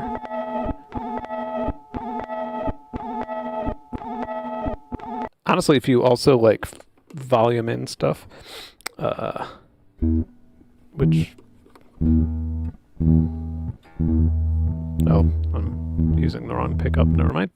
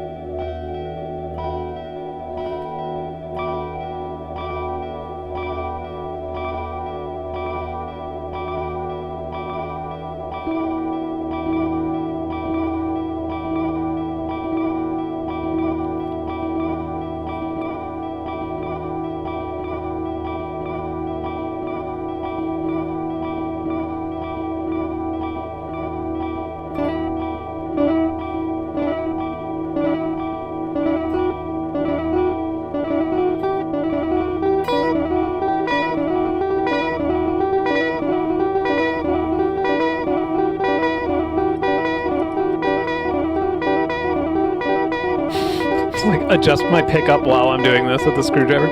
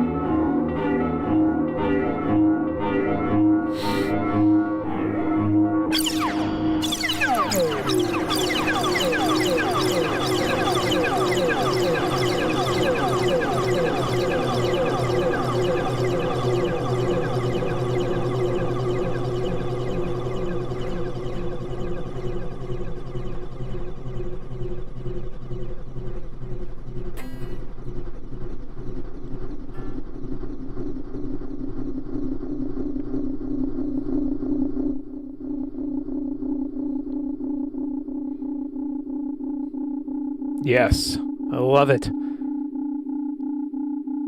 You just can't do that with like digital, right? And not until this, at least. Like I've never heard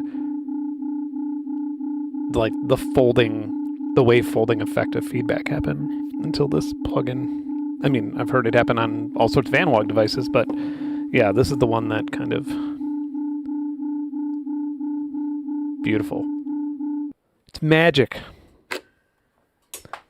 Not my coding, but if it was my coding, it would have already been recalled and made open source so someone could make it better.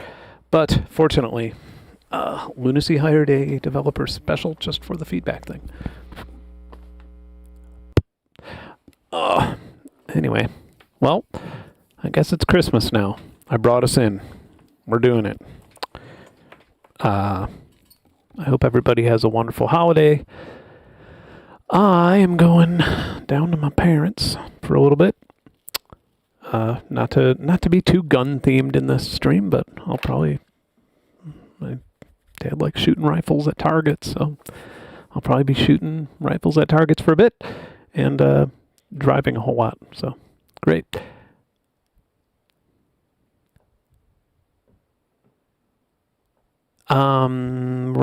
Sorry, let me read your comment. Why do I see way less content on FL Studio than you? What does that mean? Exactly. If you could rephrase that a little bit. Oh. You must be thinking all my plugins. I have a lot of plugins from third parties. And let me tell you something. The more you have, the less music you'll make. It's kind of just fucking... It's like a kid having too many toys and then being bored. Yeah, see, these are all like third-party plugins. Some that I buy, some that companies send me. But yeah, I mean, really, Piano Tech and a good reverb are like the two mains. I feel like you could pretty much do anything with FL Studio if you have those. But yeah. Rifle impulse responses. You know, I wanted to do ricochet impulse responses for a long time. Like I wanted to get a bunch of weird materials and just, get some sort of like firing shield and a hole through it to like, but yeah, I get those like those weird cowboy ricochet sounds. I feel like that would be, because I've never, on any sound libraries that I've played with, I've only heard sound designed ones. I've never heard somebody actually go out to like shoot a bunch of random shit to get that effect. And so then I started thinking, man, maybe those Wild West sounds aren't that real, like maybe. And then one day I was in my living room when I lived in Chicago and I was literally playing Red Dead Redemption and there was a shooting outside in front. Nobody got shot, but somebody got shot at. And one of the bullets hit a pole and then like hit the side of my building. And it 100% was like way more exaggerated than even, the most ridiculous Clint Eastwood movie. It was like, I was just like, whoa, was that in the game? And then, a few minutes later, saw some cop lights and I was like, nope, that was an actual bullet ricochet. So yeah. But yeah, have fun. There's a lot there. I mean, there's a lifetime of stuff to noodle with just with FL Studio. Yeah, I do have some. I have like the 22 LR subsonic bullets, and then I have a pretty long rifle for that. So yeah, well, maybe we'll listen tomorrow and see what we could get. That's a 32 bits for, so you could get those little subtleties even after the Big Bang.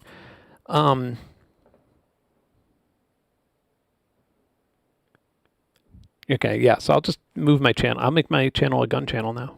All right. Anyway, happy holidays, and hope everybody has a safe one. And I will see you soon. I have a video almost done. A bunch of gift for anarchist ideas.